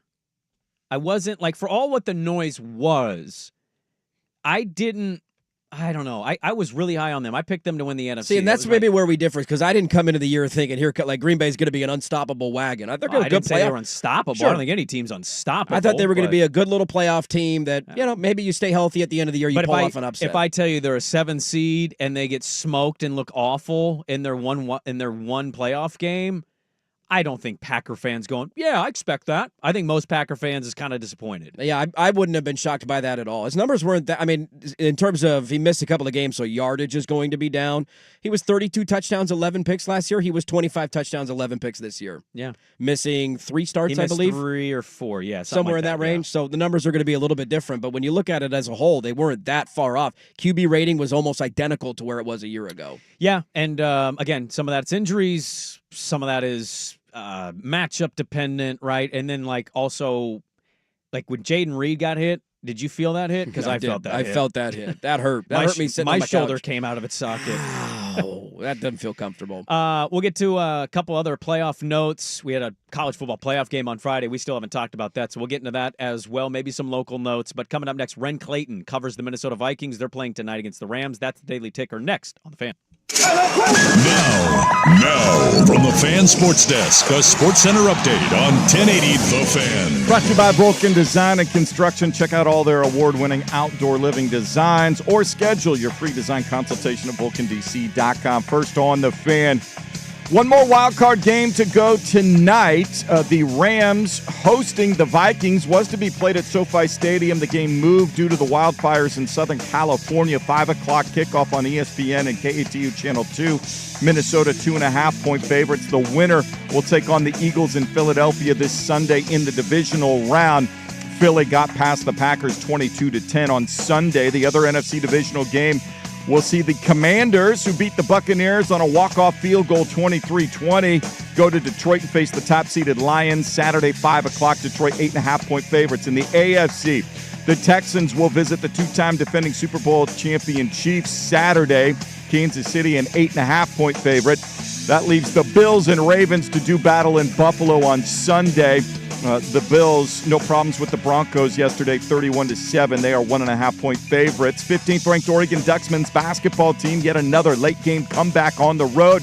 They took down Penn State 82-81. Jackson Shellstad led 6 Ducks in double figures with 17 points and 8 assists. More sports scores and stories in 30 minutes. Jason Swigard from the Fan Sports Desk. Listen live or on demand at the Odyssey app, the Fan's desktop player, or tell your smart speaker to play 1080 The Fan. The original home of the Herd.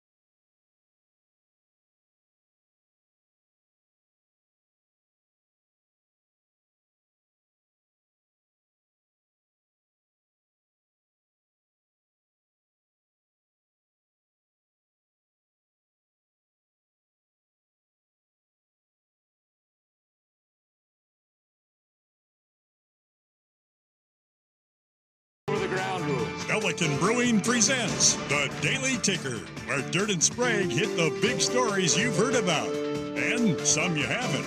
How'd you do that? Actually, I'm not even mad. It's amazing. The Daily Ticker with Dirt and Sprague is poured by Pelican Brewing, your local coastal brewery.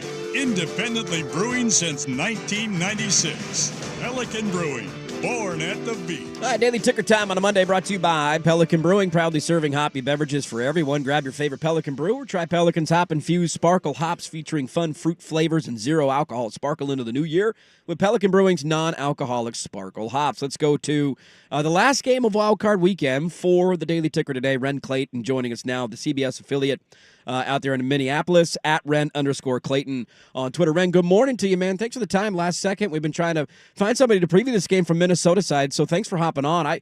What are the vibes and the feelings going in? Obviously, the devastating situation in L.A., the game gets moved. Now it's going to go down in Phoenix. How are Vikings fans feeling after the end of the regular season going into their playoff run? You know, the Vikings fans, obviously, after last week, thanks for having me, by the way, are, there's a lot of pessimism with Minnesota sports fans, and there was that was kind of brought to the surface after a lopsided loss against the Lions, obviously their second loss to the Lions all year. But you have to remember it's the playoffs, and the Vikings are a 14-win team, and so as far as, like, in the locker room, I think they've moved on from that, and you have to acknowledge the Vikings fans and organization that playing in Glendale, Arizona is just objectively a better spot for Vikings fans to play than Los Angeles, though it's not a bad place for them to travel to as well. Vikings fans travel well. We saw it in LA and in Glendale. There's a lot of snowbirds, and we know a lot of people go from Minnesota to Arizona a lot. I wouldn't count out there being, 50-50 or even more Vikings fans than Rams fans. We'll see when the time comes tonight. But as far as the fan nation here in Minnesota, they're really happy to be playing in Arizona. Yeah, Ren, what has kind of been their takeaway from this? The whole situation is, it's tragic what's happening and what's led it to get to Arizona. But then also, like, the L.A. Ram players being impacted by this but having to play a playoff game. What the Minnesota side of that, they don't have that tragedy attached to them. But what has been their takeaway of game being flexed to a different location and kind of what that means for them? Yeah, different guys have been asked about it. I talked to Stephon Gilmore a couple of days ago just to try to see if there was any tangible difference. And, people are bringing up the turf versus the natural grass. Obviously, the Arizona Cardinal Stadium, they bring in that sheet of real grass. A lot of guys, especially Gilmore, these older guys, he said he likes playing on the grass better. It's better on the body. And so that's kind of the big difference as far as tangible on the actual gridiron. Kevin O'Connell asked about it often, obviously, this week.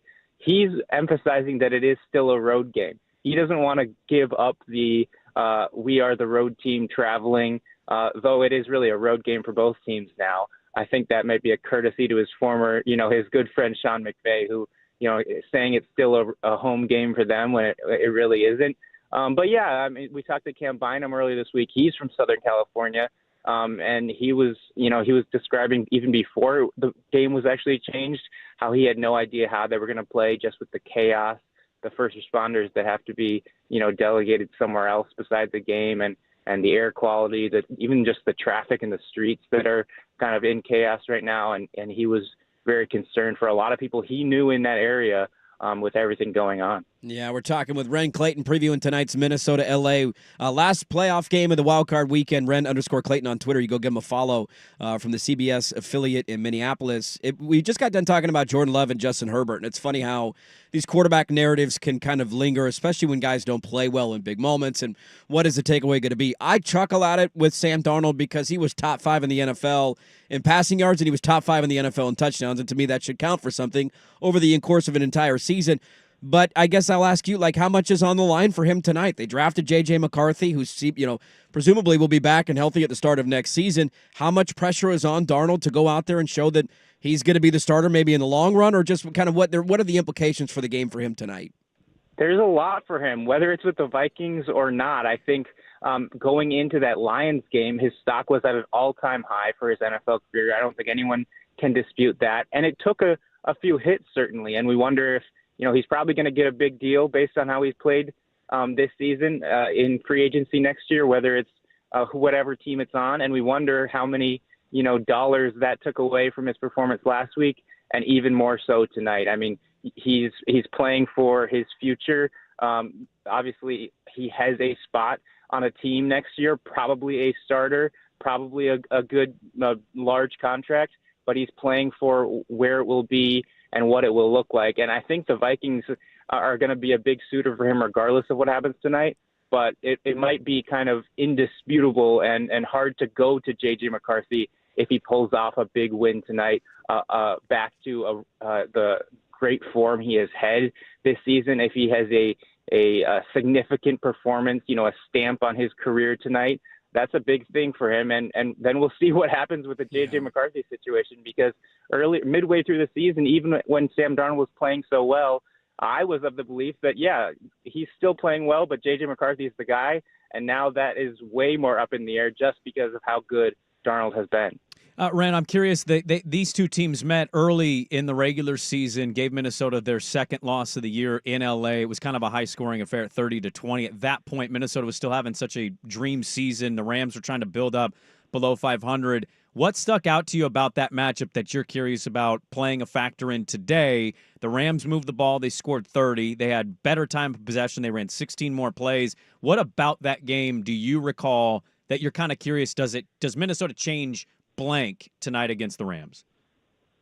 Does Minnesota change how they're able to defend those talented wide receivers? Obviously, Puka Nacua just coming back from injury, just activated very soon before that last Rams game in Week 8, and the Vikings didn't even think that he was going to play. So, and they also were on a short week coming off that loss to Detroit. Kind of ironic, they're coming off a loss to Detroit again this same week. But they had no Blake Cashman, which is an interesting piece to this. The Vikings didn't. Their inside linebacker, who's known for being one of the better pass defenders as far as inside linebackers go, he takes up a lot of that space in the middle of the field. So we'll see how that changes the pass defense that the Vikings put up against Matthew Stafford, Cooper Kupp, and Puka Nacua, as I mentioned. Such a dangerous attack.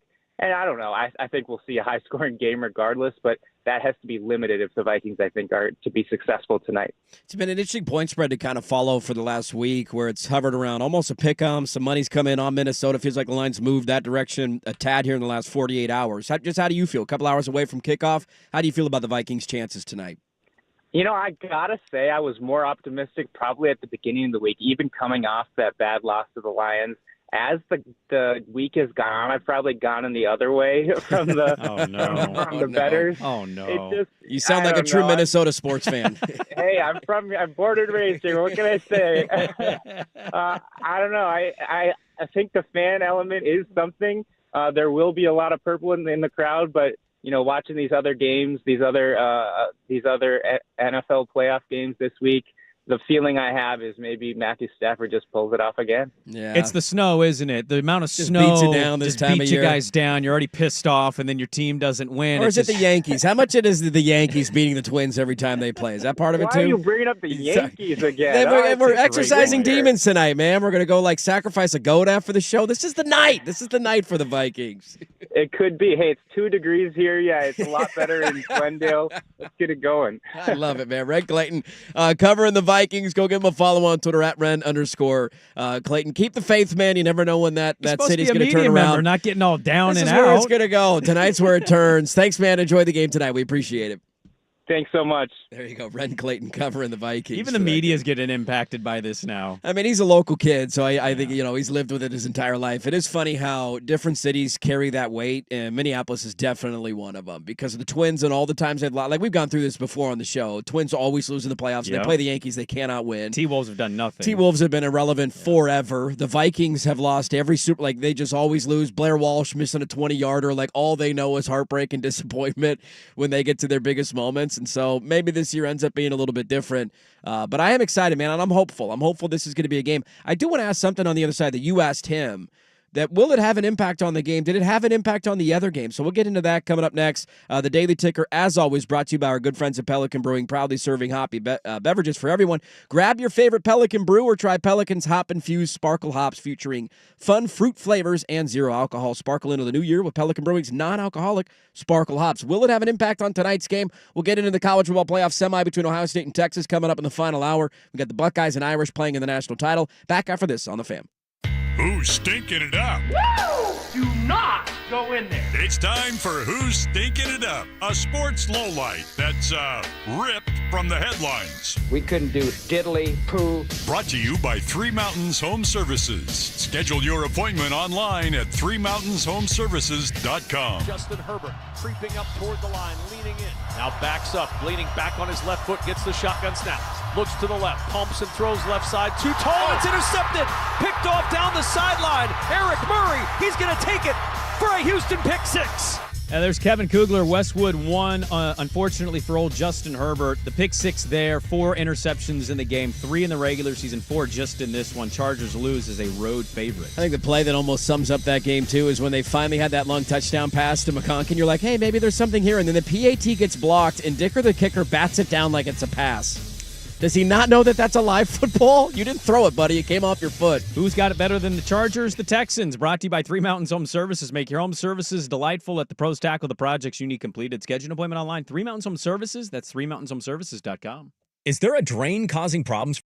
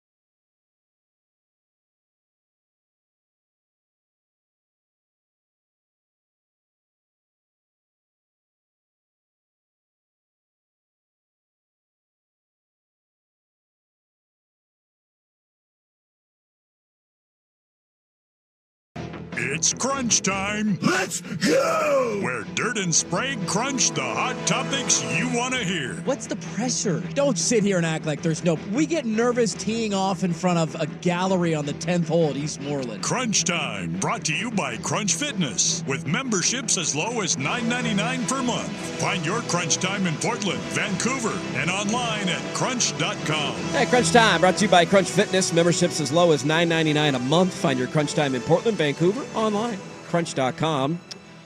I do want to briefly get to tonight's game and a storyline around it, and we'll get back into some other odds and ends from the Wild Card weekend. And we haven't even talked about Ohio State, Texas yet. We got our national championship. Ryan Day's going to fight Lou Holtz in 10 days. Where's Lou Holtz? In 7 days, he's going to whoop the crap out of Lou Holtz on national television. So I pulled that clip because that's the matchup, right? And it kind of reminds you, oh, yeah, this happened last year. They've played the last 2 years, very competitive games. Also, I don't know if people remember what pissed off Ryan Day so much, so I pulled the Lou Holtz cut that obviously really pissed him off to want to call out Lou Holtz, where he was asked yesterday, have you patched it up? And he was like, nope.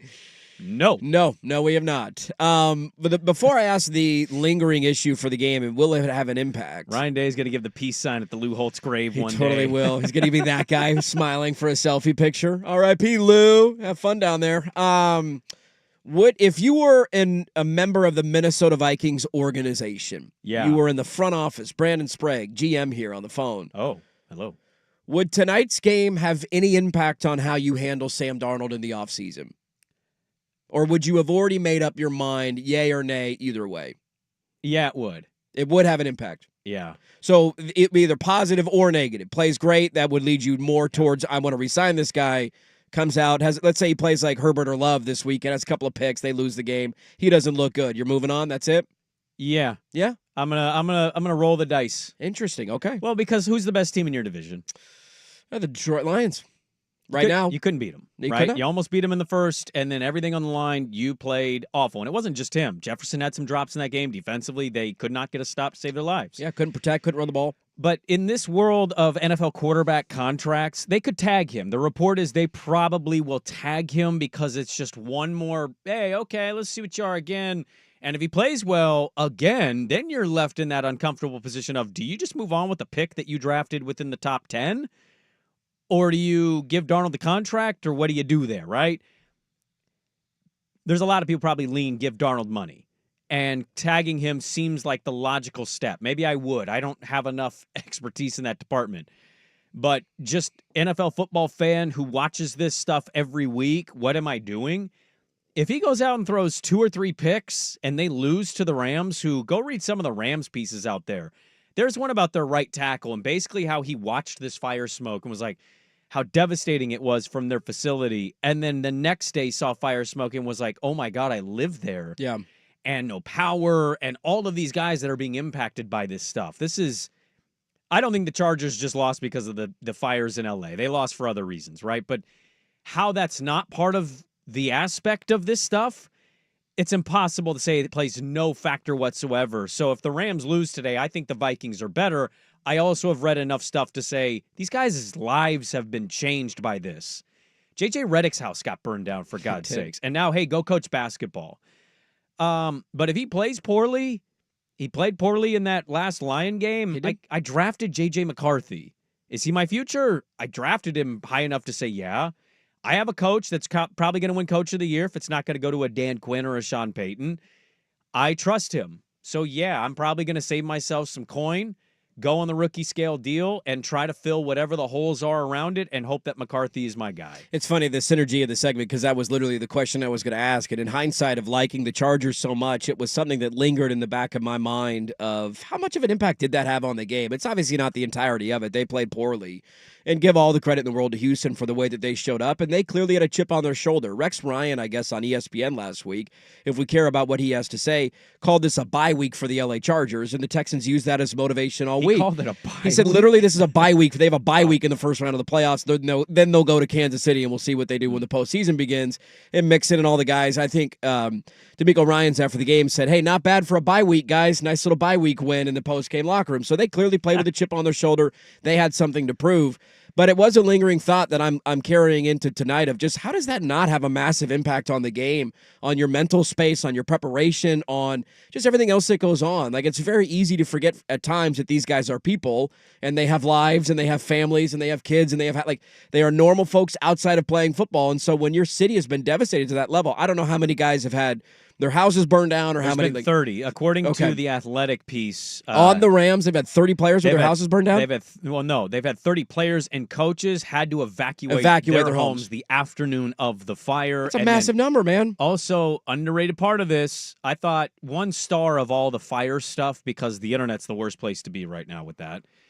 Jennifer Gardner, I thought, actually had some of the best takeaway stuff, where they were framing it as if she was, I don't know, saying something where in reality she's becoming one of the bigger on the ground, what can I do to help impact? Because she's been fortunate.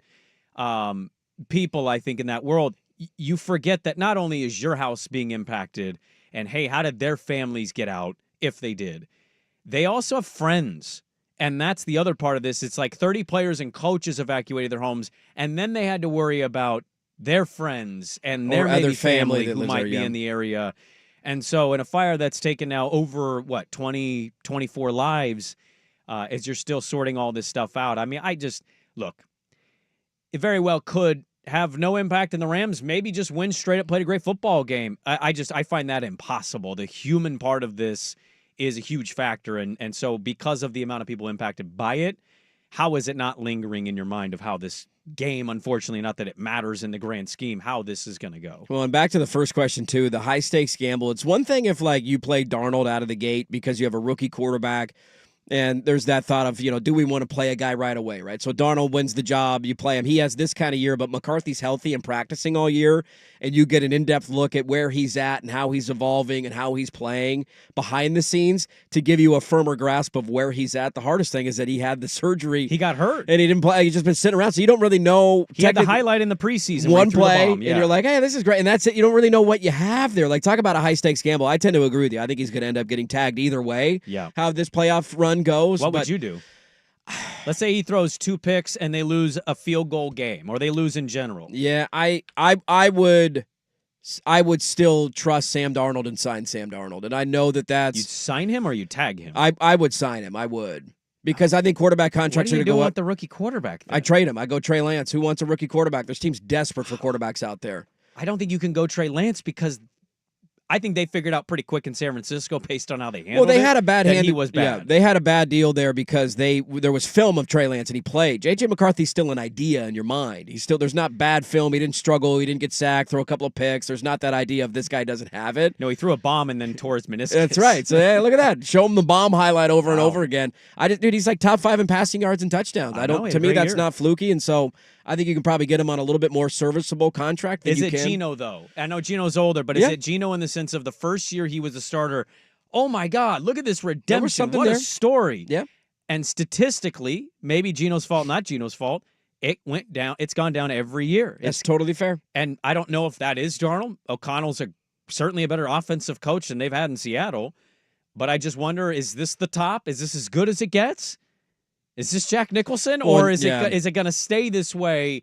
Maybe the record won't, but his numbers, do they largely stay within they dip a little this? bit, yeah. The tough gamble of it, too, is imagine you decide, hey, he's struggling in the playoffs, we're going to move on. It's J.J. McCarthy's team next year. J.J. McCarthy comes out, struggles, you miss the playoffs, and Sam Darnold balls out somewhere. Oh, he's going to get a Baker deal. He's going to get a deal somewhere, and he leads some other team to the playoff, and McCarthy throws 20 interceptions. That's a big, big decision that they got looming. We'll see how tonight's game impacts it. Crunch Time brought to you by Crunch Fitness. Memberships as low as $9.99 a month. Find your Crunch Time in Portland, Vancouver, online, crunch.com. Lingering thoughts on Wild Card Weekend. The Blazers played this weekend. Did anybody watch? Let's start, though. We have our national championship game, Ohio State, Notre Dame. Are we excited? Do we see a bloodbath? What do we make of the way Texas played against the Buckeyes? Start the final hour there next on 1080 The Fan.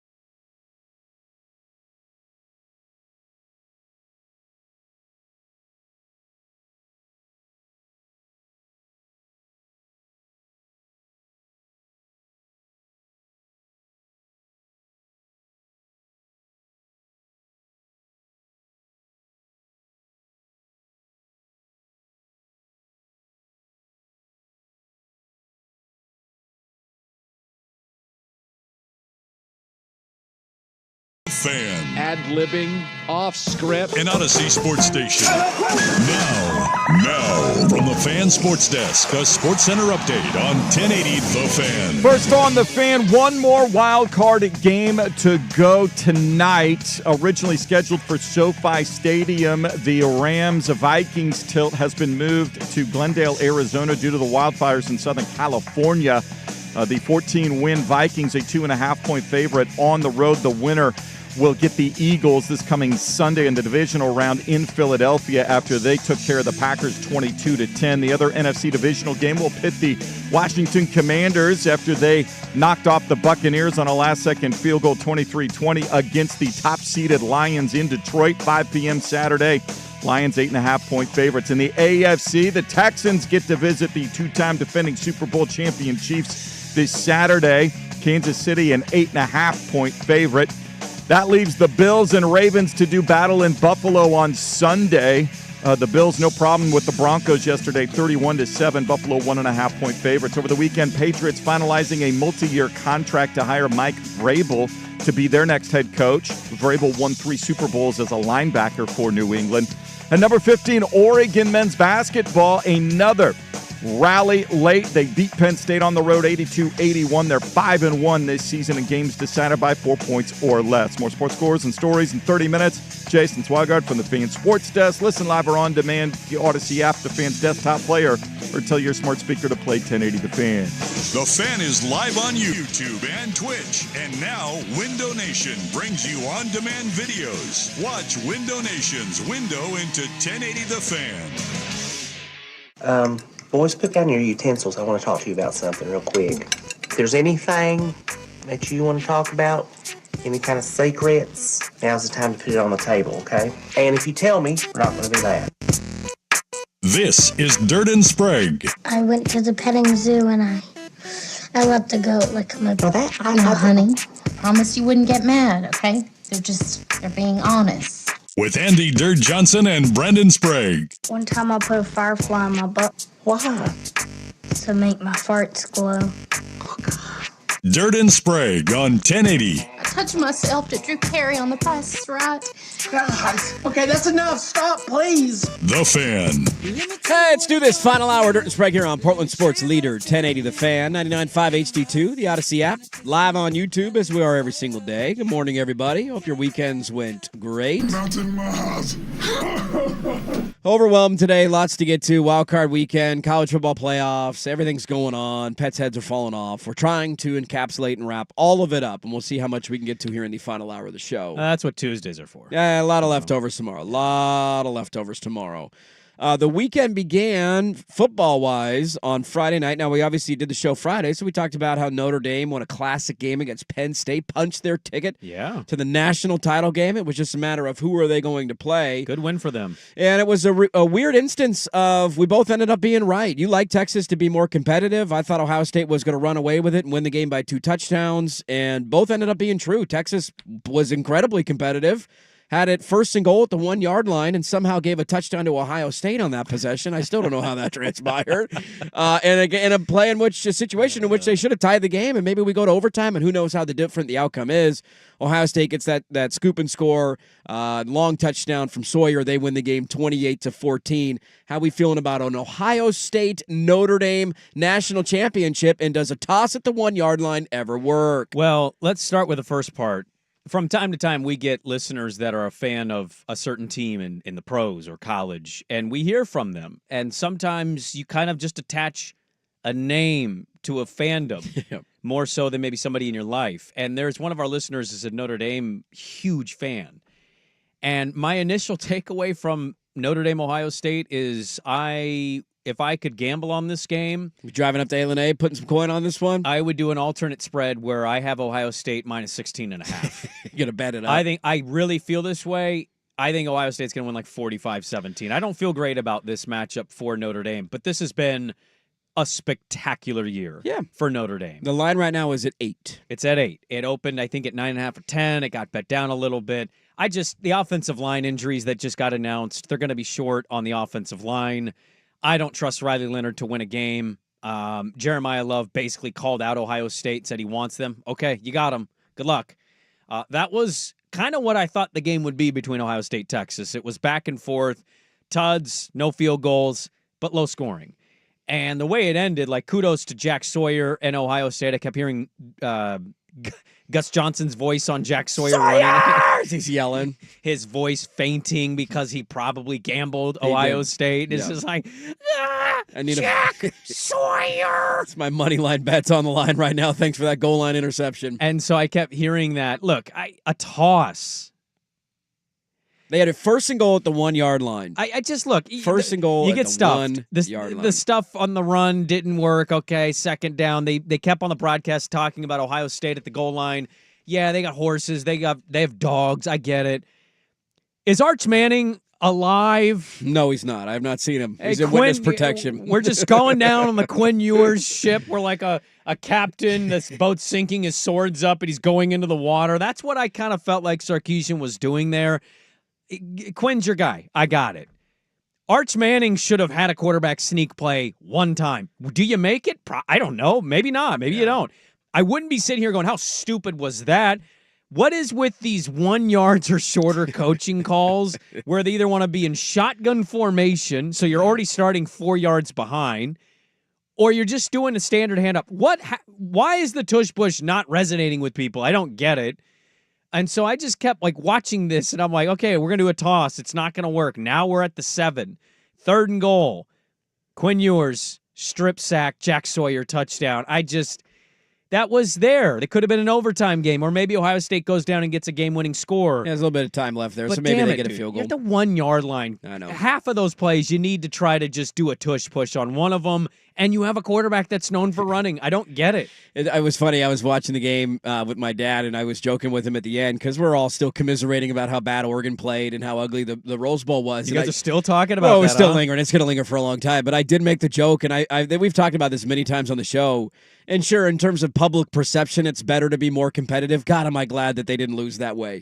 Can you imagine your team in a semifinal game being on the 1st and goal at the 1 yard line after another pass interference call, I believe? You need 1 yard to try and tie the game in the final minutes. Like, that's how close you are to playing for a national title. And if Texas wins that game, we're all probably picking them to beat Notre Dame in a national championship game, right? Now, it doesn't mean it's guaranteed to happen, but they would have been the favorite in that game, and I think a lot of us would have liked Texas in that matchup.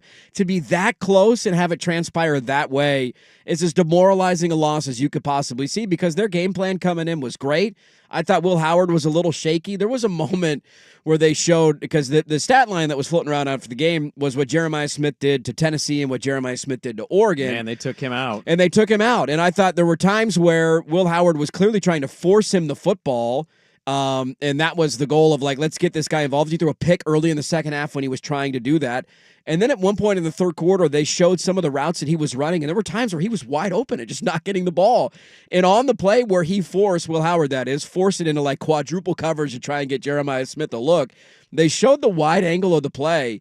And Egbuka was on the other sideline just standing by himself. Like, there was nobody within 30 yards of him. And he forced it into quadruple coverage because you knew that was a thing coming out of the locker room. This guy's got 1 catch for 3 yards. Let's get him involved. And Texas saw it coming. A heartbreaking way to lose. And now we set up a rematch between a game that we've seen the last 2 years, Notre Dame and Ohio State, in which this is how it went down last time. And you look at Coach Day, and I coached at Ohio State under Woody Hayes. We won the national championship when I was there. That's right. So I'm proud of that. However, he has lost to Alabama, Georgia, Clemson, Michigan twice, and everybody that beats him does so because they're more physical than Ohio State. So that was the lead-in to the game. And then you got Ryan Day, who won the game, by the way, at Notre Dame last year. If you remember, Marcus Freeman played the last 2 plays of the game with 10 guys on the field. So not a great coaching moment for Marcus Freeman. Ohio State won the game. I think 17-14 was the final. Got a goal line stand. Speaking of which, at the end, and here was Ryan Day after the game. Like, I'd like to know where Lou Holtz is right now. What he said about our team, I cannot believe. This is a tough team right here. We're proud to be from Ohio, and it's always been Ohio against the world. And it'll continue to be Ohio against the world. But I'll tell you what, I love those kids. We got a tough team. We're going to get a Sawyer We're going to get a fist fight between Ryan Day and Lou Holtz this weekend. Or I guess now a week from today, next Monday. We got to wait a week. He still hates him. He basically says they're not patching anything up. The funny thing is to remember why he was so mad, because I had forgotten exactly what Lou Holtz had said. I knew Lou Holtz was on McAfee and trash talking. He said their teams are soft and he can't win big games. But I love that Day acts like it was an indictment on the team. The cut from Lou Holtz is it's an indictment of you. And so Day masks it in the postgame as if he said something about the team, whereas really Ryan Day was pissed off for what Lou Holtz said about Ryan Day. And look, that he got a hard-fought victory. They've gotten to the national championship. Weirdly, not that excited for this matchup. I hope I'm wrong. I hope this is a great game. The semifinals were both awesome. Notre Dame and Penn State and Texas and Ohio State were great games. They were really good games. I just think the injury and talent difference here between these two, I don't know if Texas steamrolls Notre Dame the way I think Ohio State will. Maybe that is a better game because I didn't think Ewers was awesome and Texas is a little... I don't know, flip of the coin. They played a good game against Ohio State. It wasn't necessarily their pass rush that I was expecting. It was their secondary and linebackers played exceptional. They were, every time he threw the ball, you just had a swarm of Texas guys around it. And so they didn't allow those big explosive plays by Jeremiah Smith the way we had seen in other playoff games. The thing about this matchup, though, that I'm most curious about is how Notre Dame how do they answer if Ohio State scores? I think Notre Dame's defense is stellar. I think Ohio State can score on it. So how does Notre Dame just going to run the ball? Is Jeremiah Love going to have he's going to have the day of days? Because I do not believe in Riley Leonard throwing their way to victory. I just don't believe it. I don't know if they have the offense to be able to do it. And talk about injuries, Jeremiah Love's been banged up himself too. He's not even at 100%. It's a long season. That's what you're going to get late in the year. I tend to agree with you. Now, to be fair, I felt that way about this matchup as well. I didn't think Texas's offense was going to be able to keep minute. Their defense played much better than I thought that they would. Well, but you had seen your team, who was a really great team. Mm-hmm. You had seen them get steamrolled. So I don't blame you for having, or anybody having, the opinion. And by the way, they ended up winning by 14 points here. They did. And some of that, too. Texas's defense was outstanding. But I brought up the play where he threw it into quadruple coverage to Jeremiah Smith on purpose because Ohio State has been this a little bit this year as well, where there's games where they've been a little clunky on offense. And Will Howard, there's a really good version of him where he's lighting the world on fire against Tennessee and Oregon. And there's a really bad version of him that has shown up at times in big games, a la the Michigan game where he's missing open wide receivers. And I brought up that pick because it was just almost a laughing on the couch moment of when that guy's wide open the last 2 weeks, he's finding them, and it's a walk-in touchdown. And in this week, it's let's get Jeremiah Smith the ball, but he's quadruple covered. If I throw it to a boot guy on the sideline, there's nobody within 30 yards of him, and he's running at least 50 yards, and maybe you're not catching him. So part of it was Texas's outstanding game plan. They have a better secondary than Oregon. They're bigger and more physical, which allowed them to be more impactful on that side of the ball. What rung true that I did feel coming into the game, and especially early, give credit to Texas's defense because first 10 minutes of that game, it felt like it was going to go the way that I thought. Texas came out, went for it on fourth down, moved it a little bit, got stopped. Ohio State scored a touchdown easily on their opening drive. Texas has punted it right back to him, and you're like, all right, here we go again. Yep. And Texas's defense was able to kind of keep them in the game, and then they got that score late in the half before Henderson broke loose for the long touchdown right going into the locker room.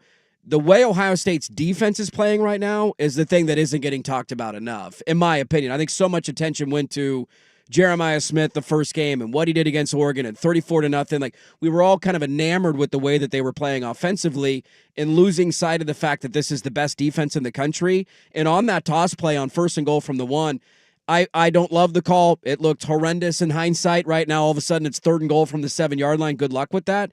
The difference on that play and the difference largely, you could say, defensively against Oregon was Caleb Downs, who is maybe the best secondary player in the country, who gets unaccounted for, streaks into the backfield. A 2nd and goal toss play from the 1-yard line. He made contact with the running back at the 7. He's a linebacker at the 7. Safety, they are playing so outstanding on that side of the ball where I didn't have a lot of faith in Texas's offense, and they damn near were able to pull it off. Yeah. That's exactly how I feel about Notre Dame's offense of just are you going to be able to string together multiple scoring drives? Your defense might be able to hold them down. I'll give you that. You got a great defense. Texas gave them some film Texas, to evaluate. You gave them a fight there. Yep. Are you going to be able to score? How many points does Notre Dame need to score to win that game in your mind? How good does their defense play? I think that's the tough part, right? Is the offense I don't have a lot of belief in, but if the defense can, copy exactly what Texas did, maybe 23. 23 is enough to win it, you think, from their offense? No, but I think they're going to lose. I think Yeah. they're going to lose. I think it's going to get ugly, is really what I think. And I hope I'm wrong because, one, I don't I'm like rooting the like Buckeyes. hell for Notre Dame, man. I'm Well, I going am to go buy too. a Notre Dame shirt for next Monday. Come on, Irish. This is your dream scenario here, Rudy. I don't want the Buckeyes to win. I believe what you said. They have a dude, and I would argue they have multiple dudes at every level of their defense. Their defensive line, their linebackers, and their secondary loaded. And their offense, okay, Texas was able to kind of take away Jeremiah Smith, limit Egbuka. Is Notre Dame going to be able to? Because I saw a lot of bad throws by Drew Aller. Yep. I don't know if I'll see those same bad throws by Will Howard. Junkins is running like an absolute madman. And so I just kind of feel like matchup-wise, styles make fights. I just don't like this fight. And maybe Notre Dame will show me. If they score 23 and win, obviously we know their defense played. They won the game, yeah. But I think if they have a chance, their offense needs to shock me. They need to score almost 30. Yeah, Penn State ran the ball for 204 yards on Notre Dame. Can they flip that script? Notre Dame's got a great defense. We know it, but teams are banged up. End of the year, offensive linemen are down. I tend to agree with you. Well, what does Chip want to do? We know he wants to run the football. If he runs the football, what are they going to hit him with? Play action. Yeah. Deep Jeremiah shots. Smith. We'll see how it goes. I tend to agree with you on how that game's going to play out. Maybe Notre Dame can shock the world. I sure will be rooting for them come next Monday. Is this not the argument, though? I also would say, even if you don't like the matchup, you do like the matchup is kind of irrelevant. This is just such a great argument. And I think the Pates of the world would, I don't know, have to agree, but also like find a way to put a hole in through it.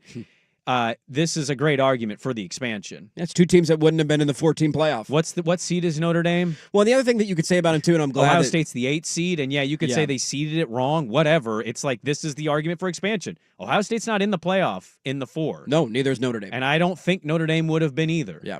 It is funny that I'm glad that these two teams at least made it because they had a tough road to get there. Notre Dame's first game against Indiana, whatever.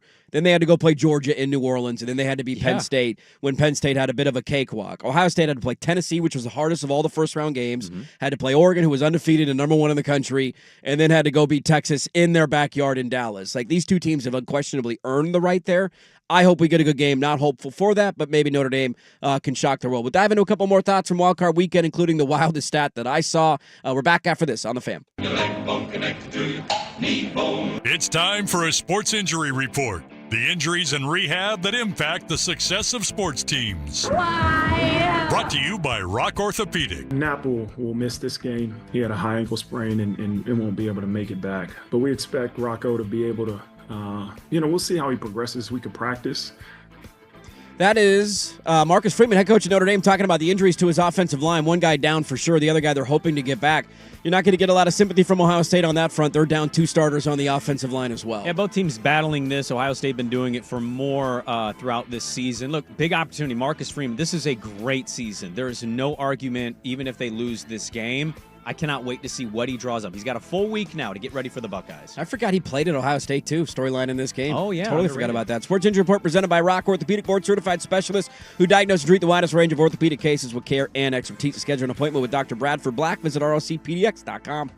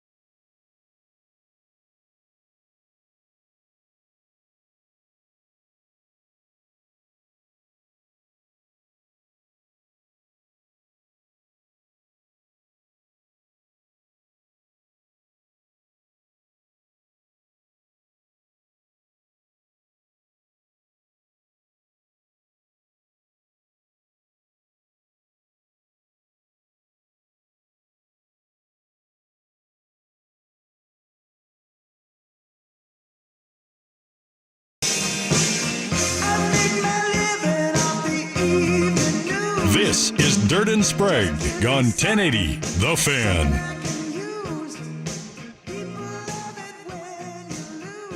Well, I think my favorite stat of the weekend came out of Washington. What were you doing in 2006? I just graduated high school in 2005. I felt lost, but I was moving from Tacoma because I moved to Tacoma to just work. I didn't want to do college. Mm-hmm. And then I didn't like that. I hated that job. And I'm like, you know what? Maybe I will do college. Maybe I should get a degree. I had friends at Oregon State. I'd gotten waitlisted on that one. So I went down. I just moved to Corvallis. Swag, what were you doing in 2006?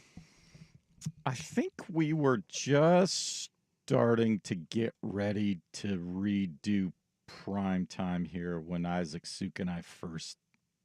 It was in the works. It was about that time, about 2006? About that time, yeah.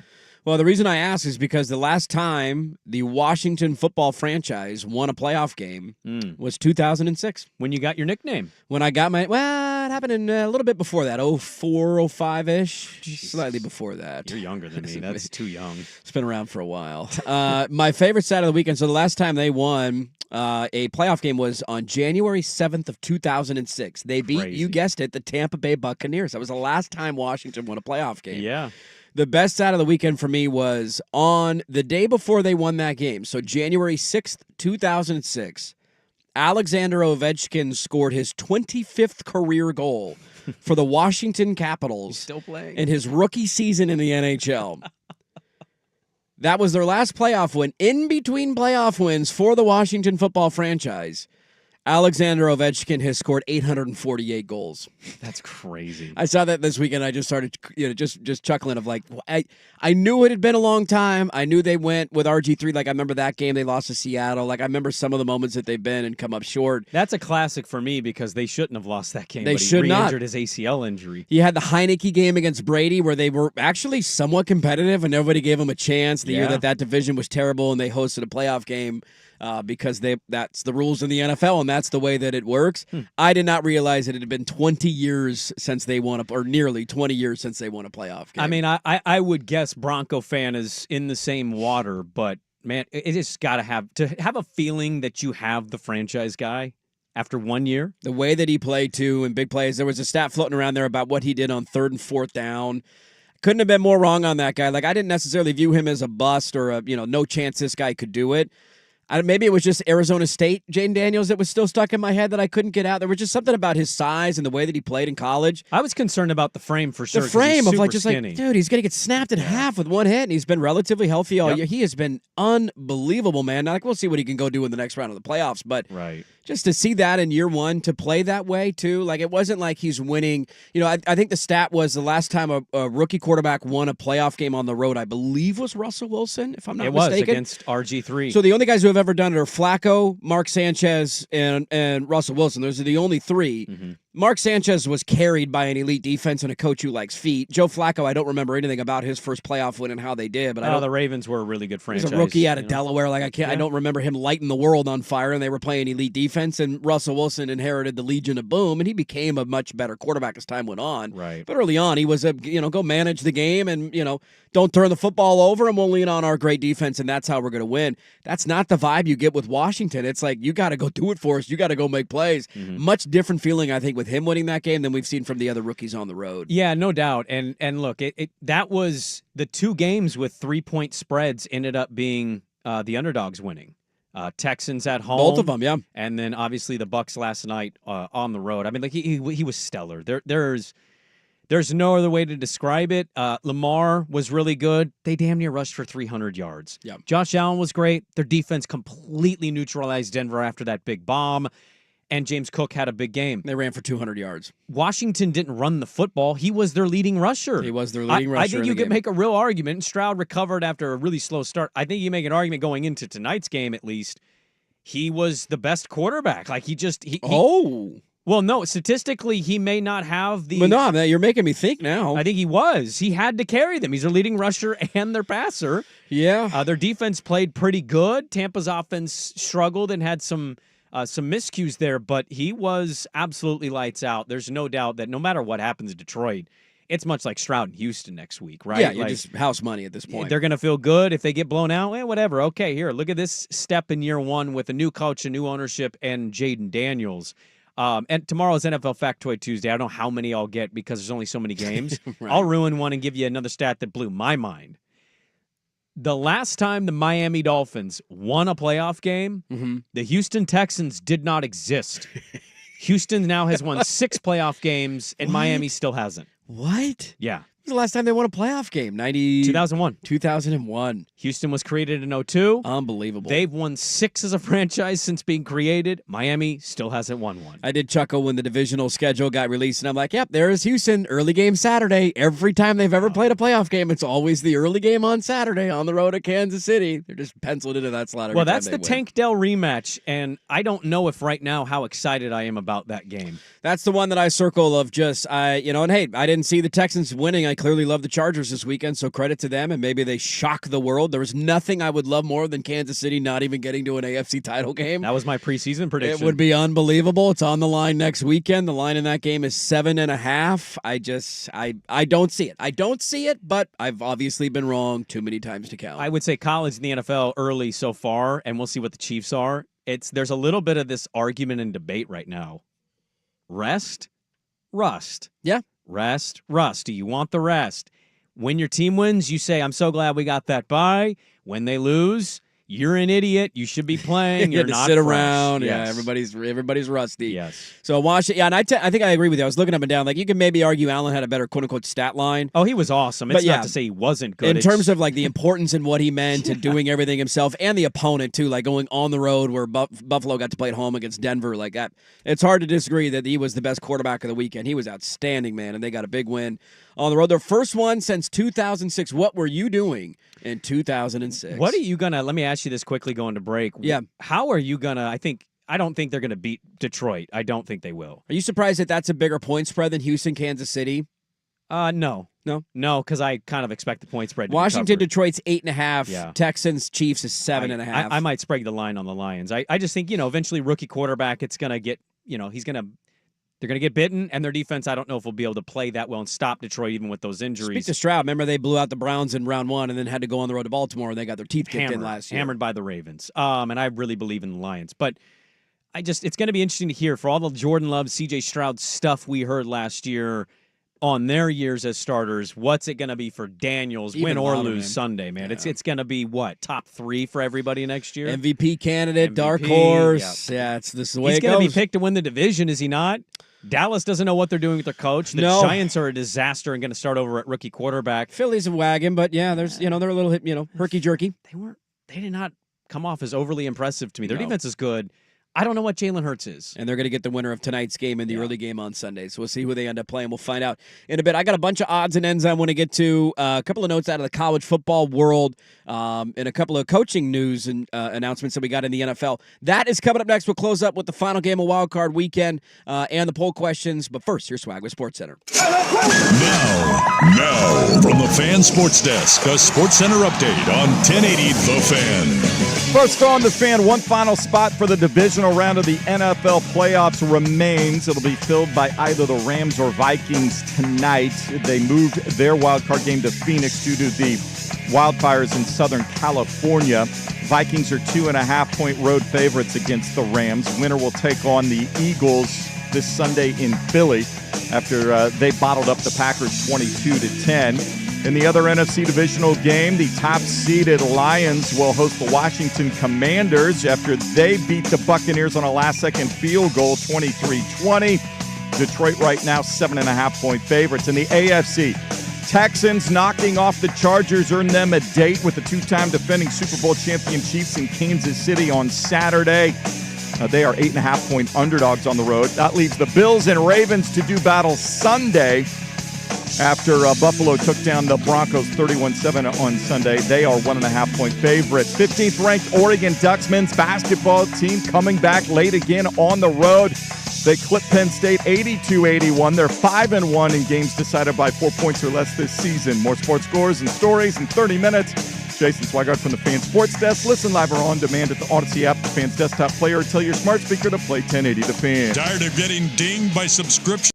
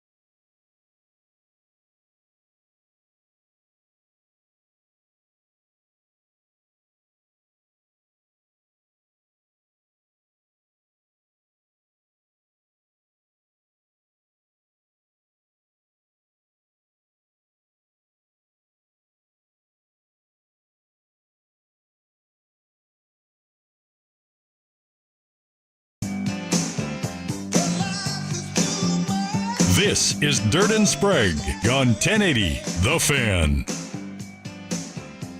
Well, a couple odds and ends we haven't got to yet. Do you know the last time we had back-to-back years in college football that there was a national championship game that did not involve an SEC team? 2 years in a row. There will not be an SEC team in the title game for the second straight year.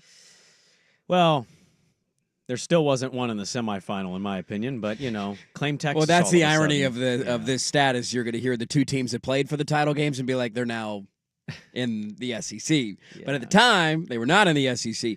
2004, 2005 was the last time we went back-to-back years. 2004, USC killed Oklahoma in the national championship game. Was that Jason White? I believe that was Jason White. Yeah. And then the next year, they went back and they lost to Texas. So Texas and Oklahoma now in the SEC title game. But that was the last time two teams from the SEC or a team from the SEC did not make the national championship game in back-to-back seasons. It's been 20 years. I rail against the SEC. I tend to lean how people lean. When you see SEC, kind of a natural feeling of wanting to say they're going to win because the star rankings and the recruiting and all that. I think one of my big takeaways from this season, and you can say this has existed now for a couple years, but what feels good about it is, yes, you're still going to have the usual suspects, and that list is like 10 to 12 teams, and some of those are SEC teams without a doubt. Mm-hmm. It just feels more wide open. And this whole Nick Saban now, it's not just Nick Saban. Nick Saban last year got beat in the first playoff game that he coached in. I believe he missed it the year prior. I believe this has been building now, but the portal and the NIL landscape paired with players not having patience to develop in programs and wanting to play, I just feel like some years, the SEC is going to win it, and some years the SEC is not going to be in it. And that's kind of what our landscape is now, which to me is a breath of fresh air, that it's more open to more teams, and that's kind of what I think this is proving is, SMU getting into the ACC year one and just saying, we'll just spend our own money, thanks, bye. Indiana is a surprise Cinderella story doing it. Penn State in the semifinal, Notre Dame in the Natty. Ohio State spent the most money on the roster, but, man, they lost twice this year, and they barely got into the playoff, and then they were able to break through. Texas is here now to stay. Oregon is here to stay. You go through the laundry list of usual suspects paired with some surprise teams from time to time. Arizona State getting a bye. Boise State getting a bye. I think the world is grown for more teams. A lot of those teams have been there anyway, but I think that's the encouraging part of no SEC championship. It's not just them and everybody else. And that narrative, I think, is going to start dying with some of the media talk that's going to go into the offseason. It is great because I think it's, we focus so much on the negatives of the transfer portal and guys bouncing around and free agency. And, it is a very easy thing to complain and bitch about. But for me, the positive outlook of it has always been, I feel like it's going to balance things out at the top. And if that's the outcome that you end up getting in college football, where you don't have these super teams that are unbeatable, that can hold on and hoard all their talent and you can don't let anybody go, Georgia from a couple of years ago, LSU from 2019. There's been a handful of those kind of teams. I think you said whore. Hoard your players out. Hoard your players. Those Ohio State whores. They are whores, damn it. But I feel like it's going to ultimately end up being a good thing for the sport. Ari Wasserman has had a take that he feels like Ohio State is the last of a dying breed of a team that has been able to keep all of their guys in-house for 4 or 5 years because it's just a very rare thing to do. No matter what program you are, you're going to have guys that bounce. You're going to have backups that don't want to wait for a chance to play. Like, programs used to be able to do that where I got 2 NFL guys and then a 5-star recruit behind them. You're not transferring out. You're going to wait your turn and play as a junior, where now you get guys who go and you're like, hey, wait a minute, I got to wait 2 years to play? And this SEC school or this Big Ten school is offering me $400K to come be your starting whatever position. I'm going to go do that. And so it's hard to hold on to all those guys as long as you used to be able to in college football. And I think in the long run, it's going to end up being a good thing, despite all the headaches that it has created. And I think that's been on display the last 2 years. Cooper Flagg became the first ever Duke freshman to score 40 in a game this weekend. Did we watch any of that? I did not watch the Cooper Flagg game Set this the ACC freshman scoring record with 42 points. I missed that game, but I've watched a lot of his games. He's been every bit what he was billed. And I know Ace Bailey and Dylan Harper are doing their thing at a middling Rutgers program, but I don't see any world where he's not the number 1 pick. Hard to envision. Hard to see what that is. Maybe it's fit, need, whatever, but I don't know how you don't pick him. He's been awesome. Helpful to lose to the Heat this weekend. That was a nice loss. And to lose to Dallas on Thursday. I know we talked about that one for the Blazers. Well, they damn near, they probably should have won that game. Probably should have won that game, but it's nice to have a few of those where you probably should win and you end up losing. And the Miami game kind of hurts a little bit, doesn't it? I mean, I know you want to lose. For me it, personally, it doesn't. No, I don't get wrapped too much into that kind of but stuff. people want to win the Dame breakup game. They have. And then, like, this one, I would argue, a more emotional tie of if you want to win a game, it's this team. It's the one at home, and then Tyler Hero outplays Anthony Simons. Not that Anthony Simons was bad, but Tyler Hero was the best player on the floor on Saturday night, and so that was a bit of a chuckle for me. The Blazers did lose on Saturday night. Lastly, as the Cowboys don't know what they're going to do with their coach, they keep stringing Mike McCarthy along. No communication on a new deal. Mike Vrabel lands in New England. That happened this weekend. That was the most obvious thing to see coming, right? When they fired Mayo the day after, like the day of the win. You're only making that move in hindsight now, knowing like this is what we're going to do. And look, I whatever the negotiation reporting ends up coming out as, I think he always wanted to go to Boston, and I think New England always wanted him. Yes. That was he played for him. He loves the crafts. He has the Belichick kind of DNA mixed with he established himself as a coach. They've got a quarterback. That's a good spot. I don't know what the Cowboys are doing, which is a question said out loud by Cowboy fan and haters over and over again. For what feels like 15 years. The reporting on it is weird. It's like they haven't completely cut bait with McCarthy being their coach, but it doesn't sound like they're going to get a deal, so he'll become a free agent. Yeah. But everybody's getting hired right now. Like Ben Johnson and Aaron Glenn and all the Cliff Kingsbury, all the names, Matt Campbell, whoever that is, they're all interviewing. Yep. And Dallas reportedly is not sure what they want to do. They're sitting around and waiting. Yeah, I don't know. We'll see. I love that Vrabel did land in New England. That was the most obvious one that we were expecting, and it did happen this weekend. I don't have any big grand takeaways either of like what the obvious fit is for coach and team needing a coach. Do you? Because everybody's saying Ben Johnson. I have no idea if Ben Johnson's a good coach. We have no clue if it's going to translate to be a head coach. Like Peyton Manning swore on everything that Adam Gase was the smartest dude of his life. He did. Aaron Rodgers would tell you there was no smarter, better coach in his life than Nathaniel Hackett. Yep. And look, both of those, maybe that's circumstance of team, but also both of those proved to not be good coaches. I don't know if that's Ben Johnson. Ben Johnson could also be the next great Kevin O'Connell, Sean McVay. Very well could. But I don't know what the obvious coach is to fill in your void at this point. And every team's different. The Saints have cap issues. The Jets are run as a joke. The Jaguars want you to have to work with Trent Baalke, or maybe not. If you come with a better name, maybe we'll fire him too. That press conference was bizarre and weird. The Bears have Caleb, but the Bears are also kind of run as a joke. I don't know who the obvious coach and fit is. Everybody's gonna have a hot take, but those hot takes are Yeah. I don't know how much I put into them. We got one more wild card game. Do we get a good one tonight down in Glendale? Poll questions. We'll wrap it up next on The Fan. It's time for To the House, the scoring plays that make football special. Brought to you by Smartline Home Design. Online at smartlinehomedesign.com. Allen fades back, steps into it, lobs it out, open, caught in the chest by Curtis Samuel, 30, bang it inside of the 20, 15, 10, slips out of a tackle, touchdown, Buffalo! 55 yards, lob, catch, TD, it's 27-7. It's a moment when you're like, yeah, this game's over. Denver hung tough in the first half. Westwood won on the call, and then that breakaway long touchdown to Curtis Samuel. Not a huge day for him, but he had 3 catches and that long 55-yard touchdown, and the Bills steamroll the Broncos 31-7. Yeah, good touchdown pass. This game was dictated entirely by the offensive line of Buffalo. They neutralized Denver's front. They pushed them. They got over 200 rushing yards. Look, I think they would have won this game regardless. Felt like going into the half with a doink missed field goal for Denver was not positive momentum. Not what you need on the road as an underdog. To the House brought to you by Smartline Home Design, a trusted local architectural design studio ready to bring your dream home to life. Visit smartlinehomedesign.com. Builders. Smart.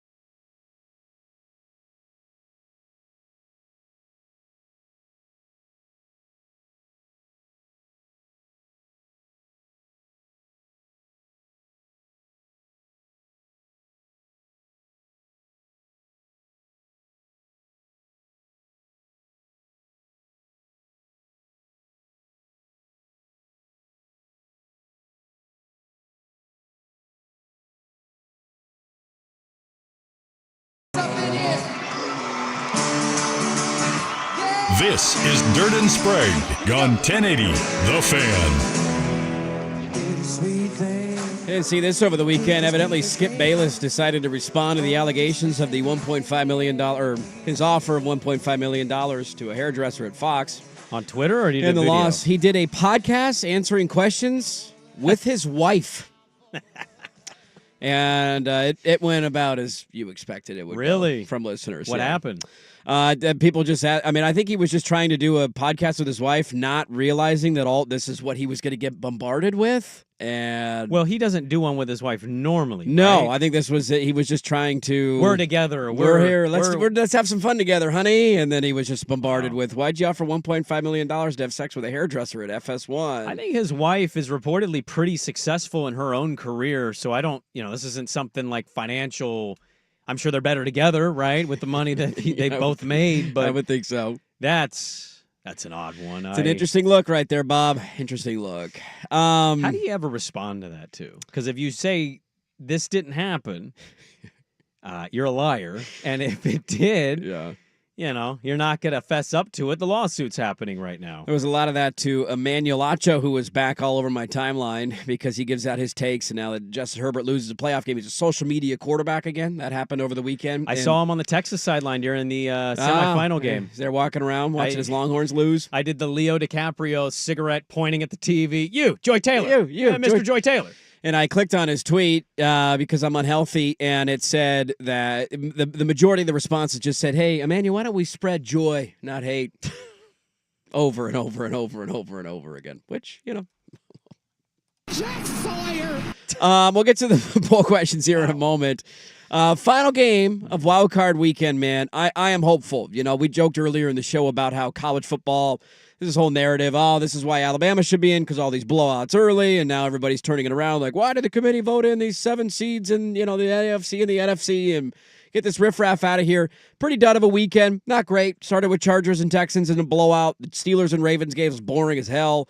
Bills killed the Broncos. Green Bay put up very, very little fight, and Jordan Love threw 3 picks. Haven't even talked about Lamar and Derrick Henry just being such an amazing tandem. 26 carries for 186 yards and 2 touchdowns. Nice addition to Baltimore on the offseason. Is he the best running back since Peterson? Because this is going to sound stupid given my sweatshirt today.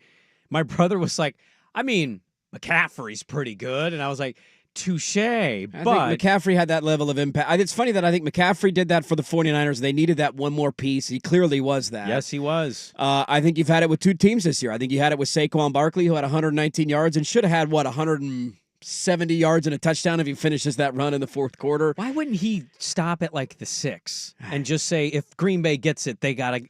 I think they were out of timeouts, right? Couldn't they not stop the clock? I think again? they had 1 left. One more. The game was over. It was over, but look, he doesn't care about that stuff. He sat down in the final week of the regular season with a chance to break the rushing record. Bettors wanted him to get that tud because he didn't get that, but I just thought you're gonna go down at like the 4, get 50 more yards or whatever. Why he was. not? But whatever. But you've seen these running backs with big impacts, man. It might be the difference for Philly. They've been looking for maybe that one more piece. Could be Barkley. Baltimore's been close, knocked on the door a bunch. They go get Derrick Henry.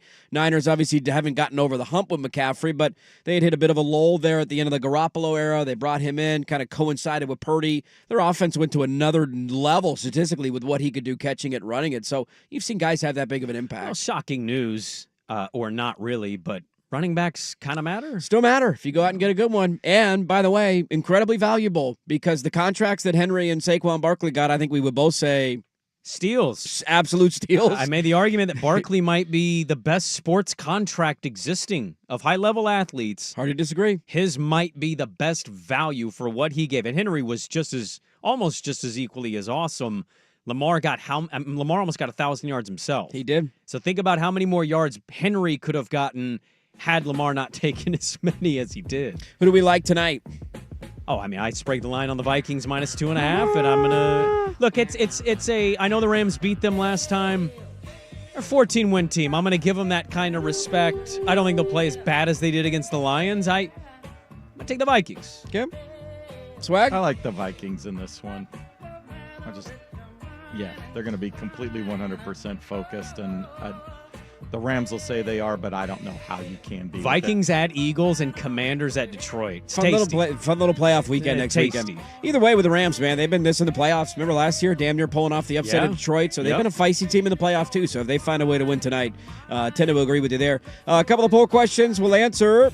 Would you be cool with Lamar and Josh Allen being co-MVPs? 53% of you say yes. Good for you. That's the right answer. And which quarterback would you rather have? No bias in these responses at all. 84% of you say Justin Herbert over Jordan Love. Both of them had really rough weekends. That will do it for us, folks. Thanks for being a part of our Monday. Go catch the podcast wherever you find your podcasts. At Dirt and Sprague and at 1080 The Fan. We'll tweet it out as soon as we're done. We will talk to you tomorrow at 6 a.m. Colin is next. You're listening to 1080 The Fan.